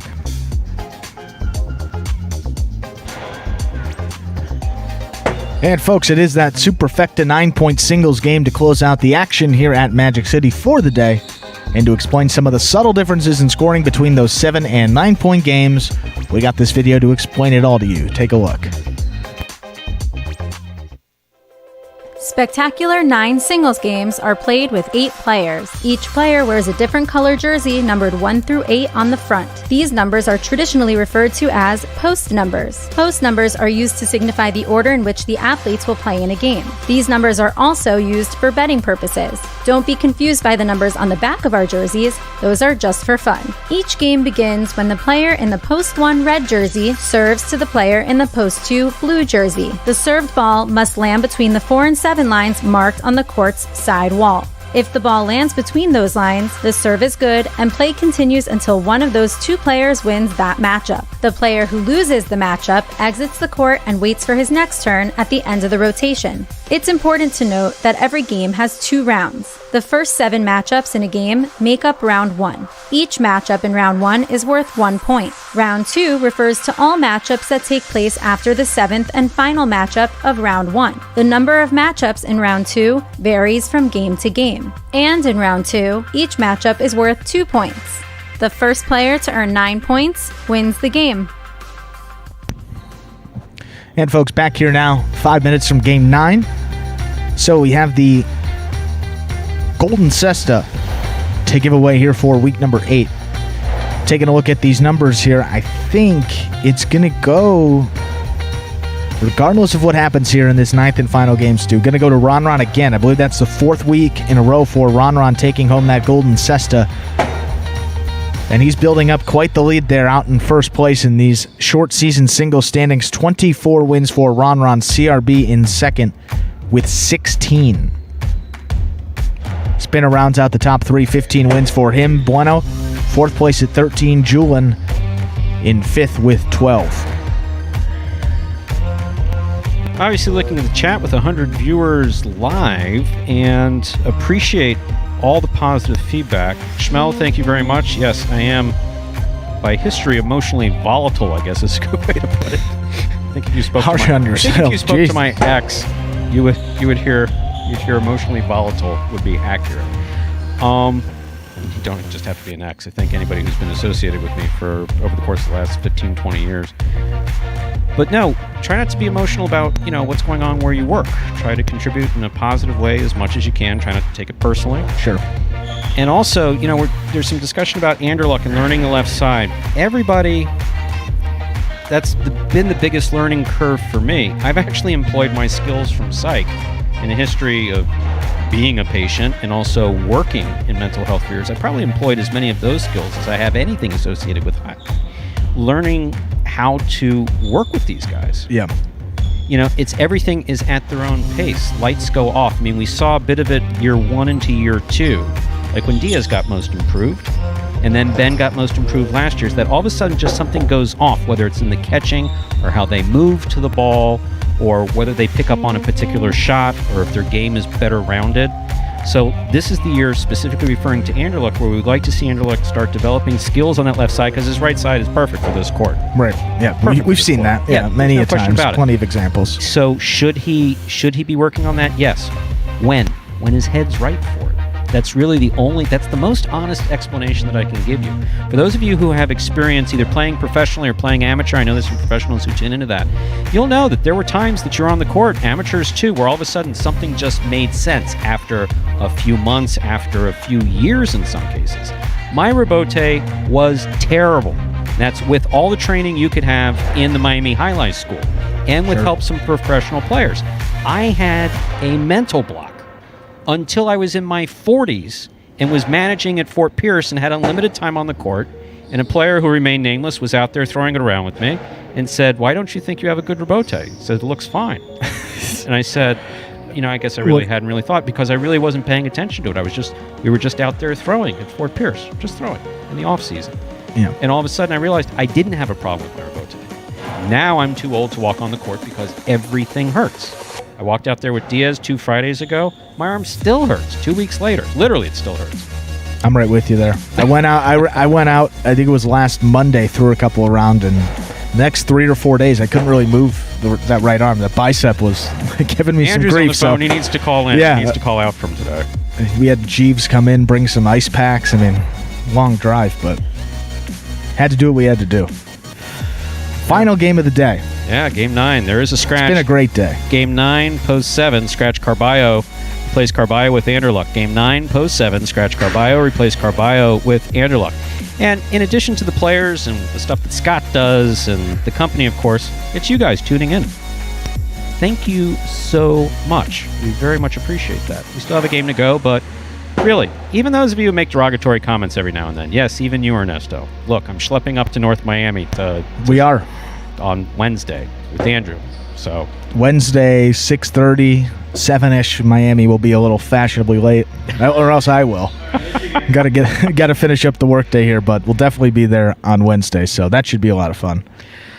Okay, so let's say we get game 9 underway. It is a spectacular 9 superfecta match. This game is played to 9 points. Points double after the first round of play. Serving in the red shirt of post 1 is Ikeda. Receiving in the blue of post 2 is Julin. Ikeda serves. We begin.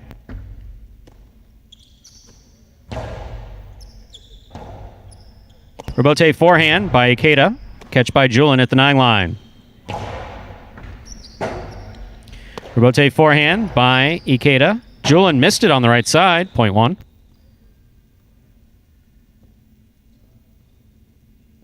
Now receiving the white shirt of post 3. Number 22, Bueno.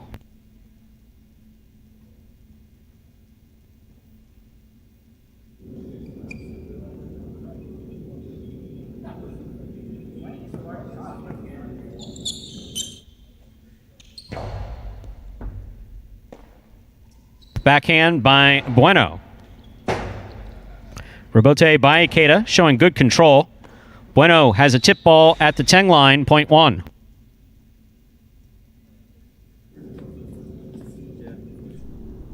One on the board with 2 points. Here is the green shirt of post 4, number 55, Benny.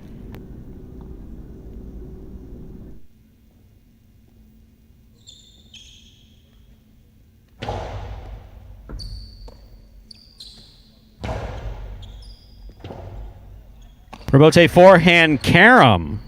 Forehand carom Robote by Ikeda. Difficult shot. Lands wide. Point 4.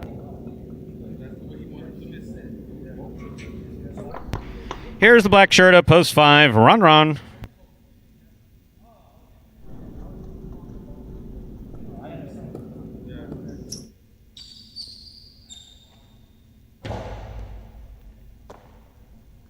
Backhand by Ron, the low runner to the inside. That will score. Point 5.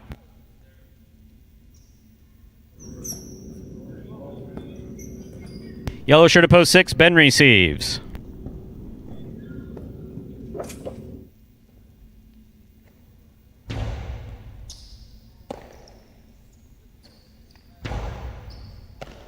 Catch by Ron. Karen by Ron. Scores. Point 5.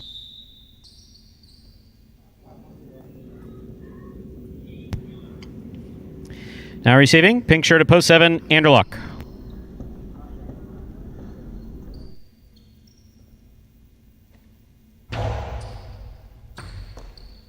Backhand by Anderluck. Oh, that touched the overhead screen. That's out of play. Point 5.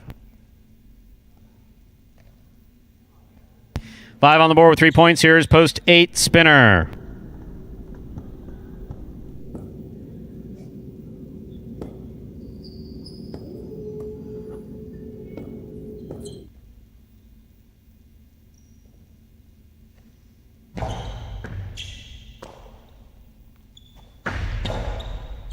Ron makes the catch. Ron faked the carom, put it back inside to score. Point 5. 5 on the board with 4 points. That completes the first round of play. All matchups are worth 2 points now through the end of the game. First to return, the blue of post 2, Julin.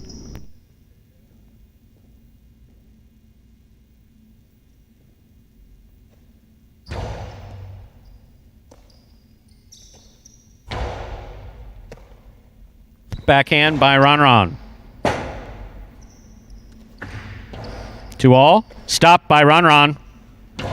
Powerful. Oi! Fortunately, he didn't get hit. That's what's important. 0.5.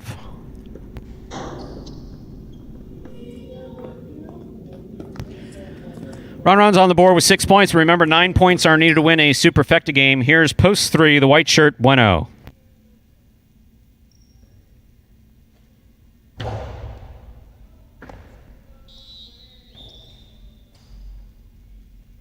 .5. Possible game point for the black shirt of post 5. Ron. Trying to stop him. The red shirt of post 1, Ikeda.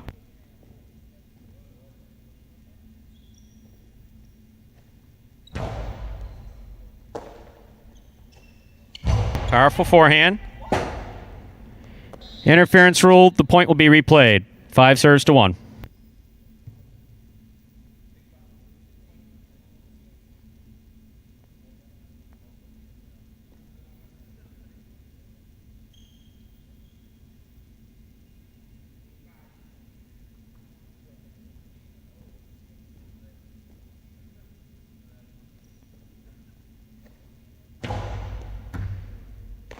Catch by Ikeda. Hard throw to the inside. Robote left side by Ron to the inside. Good catch by Ikeda. Backhand from the 9 line. Catch by Ron. Backhand thrown hard. Robote comes low. Ikeda hooked it. Point and game. Post 5, the black shirt. Ron. 6, 7, 8, 2, and 3 playoff to 4 points. For 4th place, 6 serves to 7.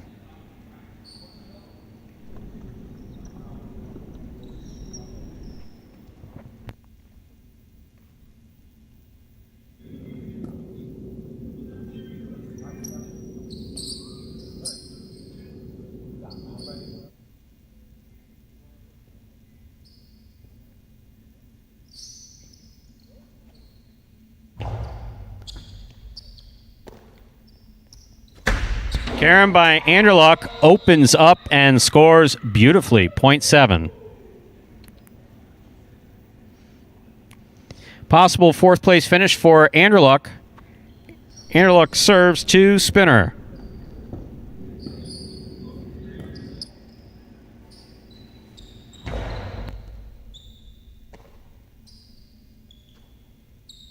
Pika. Oh, crosses and scores, 0.8. Possible 4th place finish for Spinner. Spinner serves to Julin.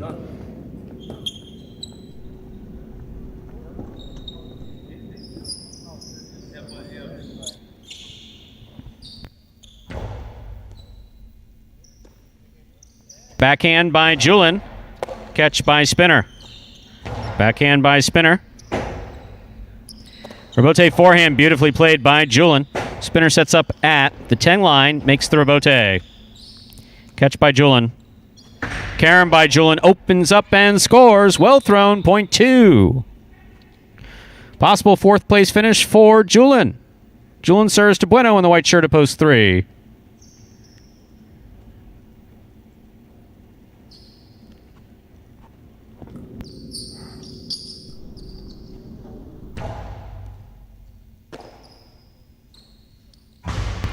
Escapa. Point and a 4th place finish for post 2, the blue shirt, Julin. Unofficial order finish, 5-1, 4-2. Your prices will be up in a moment.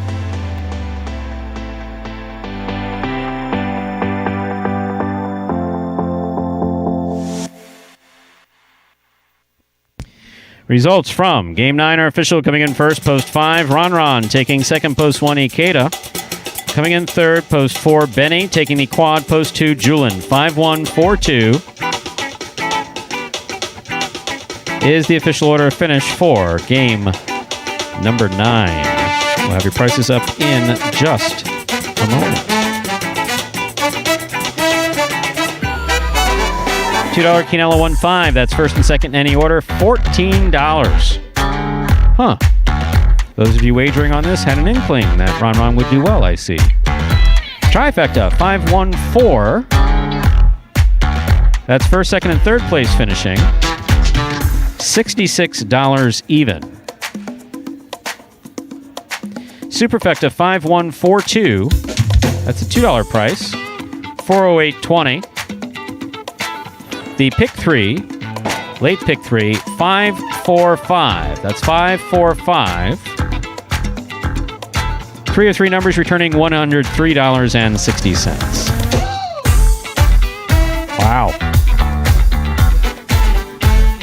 What a performance, huh? What a day, Stu. What a day.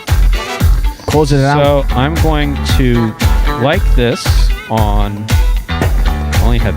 How many likes did this have? Only 23. Wow. Okay, so I'm going to like it. And I'm going to save this. That is the first time that I have ever saved. Wow. Stu. That is the first time Breaking that out I the safety. have... That's right. I am saving that. So many years from now, hopefully when I'm still alive and resting somewhere, looking at water, I hope. Maybe not moving so well, I can bring up that game. Bring up those games and watch them again. A couple of consecutive ones. Look, I'm doing the same thing where I know many of you have gone online and looked at games from the 70s and 80s and some of the 90s stuff that exists on YouTube. I watched Assis throw an outside placement beautifully, actually just last night. Yes, I was watching highlight that ended almost 40 years ago, just the other night. Okay, so the carryover jackpot for the high five going into Saturday is $14,802.40. Once again, that's $14,802.40. So take that plus whatever's wagered into it on Saturday. If it's anything like today, we could be looking at a $20,000 high five jackpot. $20,000. Wow. Something else, huh? 20% of the way to another the gaming another has figure. to be an enhancement to what goes on the court. And today, that it flowed perfectly. There were money in the pools, the trifecta pools as well, and there was great play on the court. Tremendous play on the court. Exciting play on the court. Worthy of rewatching in your old age type of play on the court. My old age. I was going to say, I haven't gone back and rewatched any performances outside of looking for top 10 plays. I think I'm going to go back and just have a look at Game 7 there because, just a whirlwind of a game sitting back here. But some of the efforts, I just remembered Kubala hit it with the cesta to just get it off the front wall. Obviously, Diaz and then Kubala with another great save. But plenty of amazing plays throughout Game 7, 8, and also Game 9 with Ron running it out in that superfecta game once again. We talk about it like it's nothing at this point, but he's got to win that extra point in these superfecta, extra 2 points really in these superfecta games. And that's not easy, but he does it with regularity, so good on him. And that was we'll give a reminder of these standings. That was win number 25 for him. He is your Golden Cesta winner again for week number 8 of this short season. 2 more to go.